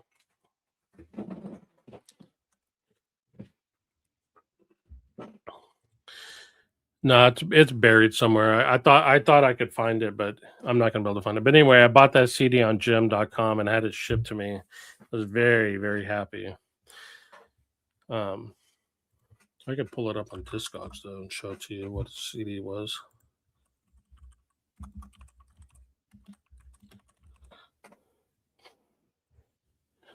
Because it's weird, like so back in the day, I listened to a lot of like sort of underground stuff or I don't know what like whatever. It was this CD right here, Tattletale So True. So it was in like a paper. It was like in a super thin. It was like what we would call a digipack now, but it was just a like a pocket sleeve, and it was weird. They handmade it, so it wasn't exactly a pocket sleeve. It was it's hard to explain, but they didn't print very many of them because it was like an underground band. Um, Anyway, so I had to find this on Jim.com. So, yeah, so it was packaged in a gatefold cardboard sleeve opening vertically. Yeah, it was kind of like a unique packaging that they used at the time, but they didn't print very many of them. So because they didn't print very many of them, see, none for sale on Discogs. 217 people want it. Look at these prices. The low end is $20. The median is $75. Well, I bought this on Jim back in the day for like $5. And I still have my copy somewhere. I need to find it. The problem is it's really thin, so it's hard to see on my shelf. But anyway, I'll figure it out where it's at. But this is a great album. So if you ever somewhere in a store and you run across this album, I highly recommend you pick it up. The other thing about this album that I'll just since we're here and you guys are listening to me ramble on about this shit. The mastering on this album was and the mixing was not done very well. It's a very quiet CD. And yes, it was before the loudness wars and all that kind of stuff, but it's too quiet. It's really like you have to turn the volume up a lot. So I talked with the members of this band, and because what I wanted to do was see if they had the original master tapes on it or anything. Like, what do you still have? So I could talk. I wanted to pay to have an engineer remix it and see if I could get the volumes up just a little bit, so it sounded really good. And then I wanted to reissue it. It never got a vinyl. It never got a vinyl release, and I wanted to see if I could do that, but they don't have the original tapes anymore, and this label is defunct, and so I have no way of knowing. Like the artists themselves have no idea how to find anything to do with this. So all I have is the CD. So I was going to talk. I was trying to talk. I talked with some like musician friends of mine, asked them like, could I make a better copy just off the CD? Could I do that? Or not me, but could I have someone do that? Just take the CD and make it sound better? Um, and they said kinda, but not really, you know? So I kinda just let it go, but I would love to see this CD. I would love to have a new generation be able to hear this CD because it's really good. Oh, and if you're still in the chat, this is the band who has a song on the Julep comp that I was telling you about. So they're on this Julep comp, their song "Fly Away," and this song is so good. And this recording, it's also quiet, but it's really good though. But this song was only on this comp; it wasn't on the album. So they have the album, and then they have the song, and that's all they got. They also had. Did they have another song? Yeah. So this is another song on this comp that wasn't. So the comp songs were on vinyl, but the album wasn't. Anyway, this is a great song. Oh, so I do have this. So I have this comp right here, "Moving to the Villa Villacula." So Tattletale does have Take 10. So this is on the album, and I have this comp. This is the one I showed on screen the other day. I forgot that they were on this comp. I thought it was just Sleater-Kinney. Also, Kaya's on this comp. I need to put this comp on again. Yeah, here's the other yo-yo. It's called Periscope. I recommend getting this. This is on vinyl too. Look at this. It has Ghost Sailor with Rose Melberg. It's got Excuse 17, which was Carrie before she joined Sleater-Kinney. It's a Depression.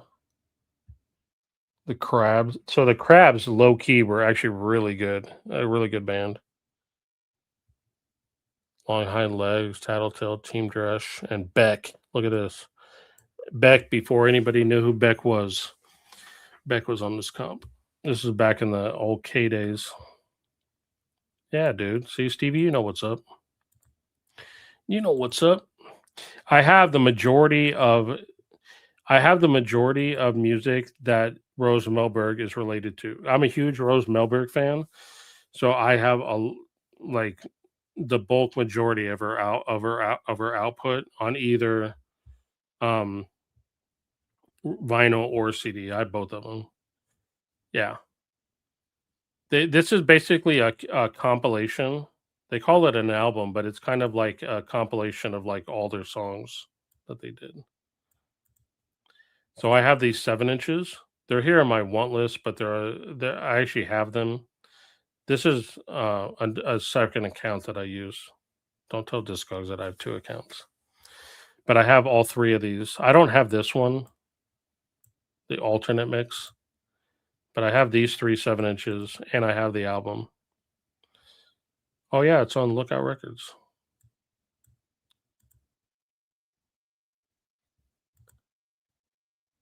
Yeah.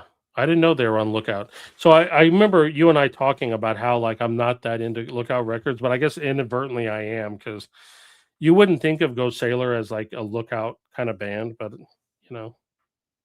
they were on them. Paul from Go Sailor was in Crimpshine. Okay. See, it's funny. Like I'm a Rose Melberg fan, so I'll be honest with you. I never really even paid attention to who else was in the band. So Paul, he was in. I don't even know who Crimpshine is. Crimp. Crimp Shrine. It's a punk band from Berkeley. Oh, and Jesse Michaels is in this, who later was in Op Ivy. Okay, cool. Is this good? Is Crimp Shine good? I'll have to check it out.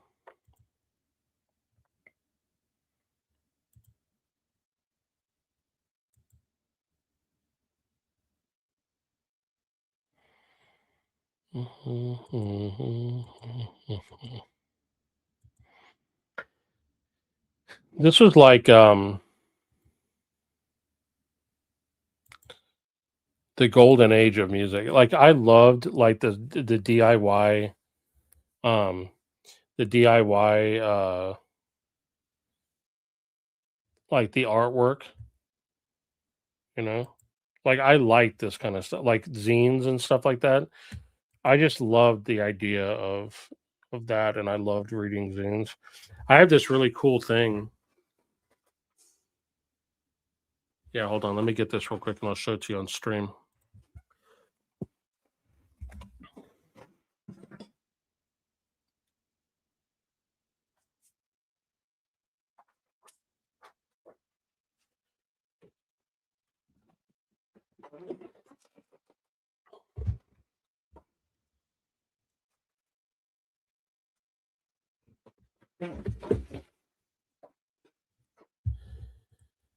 Okay, Stevie, you did not tell me about that, but I'm going to show you this book real quick. So this is currently in print. You can get this. It's called Huggy Bear Killed. I think they pronounce it Killed of Kids. Anyway, so if you don't know the band Huggy Bear, they were from the UK. They were kind of a punk band. They had like dual male and female singers. Really good punk band. Anyway, this book has like all these. It's got the beginning part is like the story of the band, but then in the back they got all these pictures of from zines from back in the day. It's gonna be hard for me to show you all these. Hold on, let me find some good ones. Yeah, like this right here. Anyway, dude, yeah, hell yeah, dude. Hurt, Huggy Bear. See, I fucking love Huggy Bear, dude. I love Huggy Bear. So, how I first discovered Huggy Bear was through Bikini Kill because they did that split album with Bikini Kill, and but then I got all their record. I got several. I have a bunch of their 7 inches. I have the album. I have like the comp album that they did with all the songs. But I love Huggy Bear. Yeah, so they released this book. It's great, dude. I haven't read the whole thing, but I'll look at there's the artwork from this 7 inch from her jazz. I just poked myself in the face with it. I have this 7 inch, by the way. It's great. In fact, I played it on stream. Let's see what else is here. But I just because this is what it was like when I was a teenager, right? Just reading zines. I tried to make my own zine. It did not go very well. I had a fun time making it, but it wasn't particularly good. The problem was like as a kid, I didn't really have a whole lot to say, and the whole point of a zine is you got to have something to say. I'd be much better making a zine as an adult. Like I could make a zine about it, all these fucking. Oh, there we go. But bam, Huggy Bear, our troubled youth, Bikini Kill. Yeah, yeah, yeah. This is one of the early things that started for me. The split 12 inch right here. Anyway, Huggy Bear is great.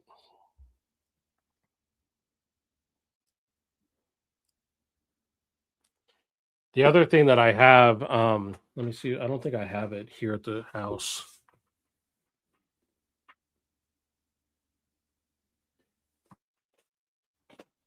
No, I think it's up at the store.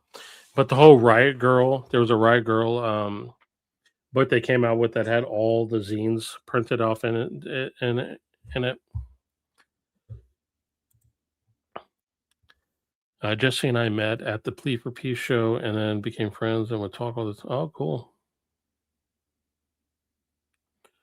Yeah, I mean, I discovered Op Ivy in high school, my friends and I, and we liked them. Your zine was called Arm the Pit. I brought you a copy on the comp CD. Oh, you did? Your zine, wait, your zine is in the CD? I brought you a copy of the comp. Oh, no, okay. No, the zine was not in the CD. You just said the CD that was a you coupled that with it. There's more to the Jesse story, but I'll tell you all that. Okay, cool.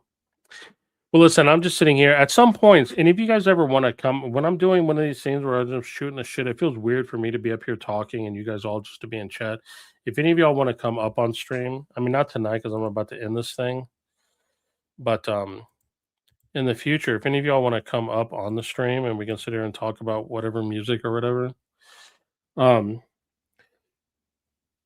kind of to wrap this up before I go to bed is that's my goal. 2026, my goal is to one, have some more substantive conversations with other record store owners, specifically about this topic, about distributors, return allowances, all of that. See, I want to see if I can talk to a store that belongs to one of these coalitions. I know some store owners that belong to these coalitions. And see if I can find out has the coalitions, have they tried to do anything? So the runners of Record Store Day are kind of on the older side. I don't know if I'm going to be able to get any leeway with them. But I could try doing that. And then two, I just want to do something to make it easier for stores to make money this year. That's what I want. You know, instead of just sitting around and bitching and moaning, I want to do something, you know.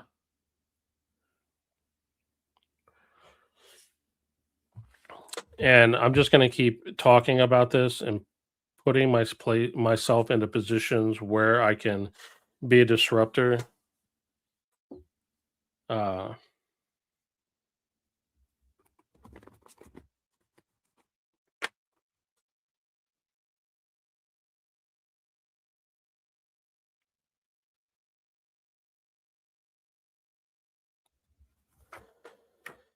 Yeah. Anyway, I appreciate you guys joining me. We got 15 people left.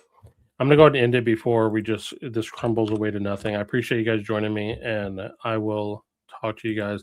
We will be doing the Vinyl Community Social Club tomorrow. That's as far as we got into the conversation.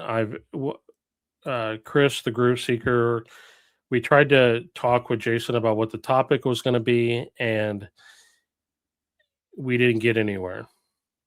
The problem is, Jason, if you guys want to know some inside baseball on the Vinyl Community Social Club, my buddy and yours, Jason Rojas, he went to go eat at Rudy's tonight and didn't even invite Stevie and I. And if any of you know Rudy's, it's some fantastic barbecue.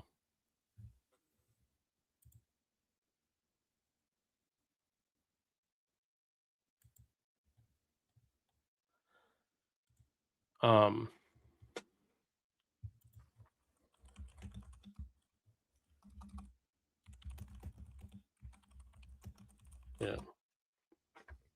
And Stevie, just between you and I, like Sunday is a horrible day for me. Like I am so tired on Sunday. Like I almost passed out at the store like before you showed up. I was so tired. And then I do what I normally do, which is I wake up around midnight, you know. I have something broken with my body where I don't know how to sleep like a normal human being. But anyway, back to the Vinyl Community Social Club. So Jason Rojas went to eat at Rudy's without us. So I think he He's also posted some pictures of himself in his storage unit. I think he's looking for his record. So I think he's going to try to get his setups back again. I'm not really sure what's going on because he hasn't flat out said what he's doing, but he posted a picture from inside of his storage unit and sent it to me. So um, I don't know what he has planned, but we have no idea what our topic is going to be tomorrow. Um, but supposedly we will be having a topic. If any of you have any suggestions on what we could talk about, the problem is like we can't talk about this, like the stuff that I talk about with record stores, because none of them own a record store and they don't really have like strong opinions one way or another. I did suggest, I think we're going to have like a contractual obligation to talk about Chad's announcement today about the Atlantic 75 series, about him releasing the Stephen Stills in Buffalo Springfield and all that kind of stuff. So I'm sure there'll be like some stray comments coming about that, but that's not a particularly interesting thing to talk about. So I don't know 100% what we're going to talk about tomorrow. So yeah, if any of you have suggestions on a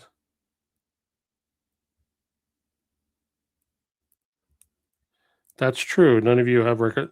The thing is, I feel like when it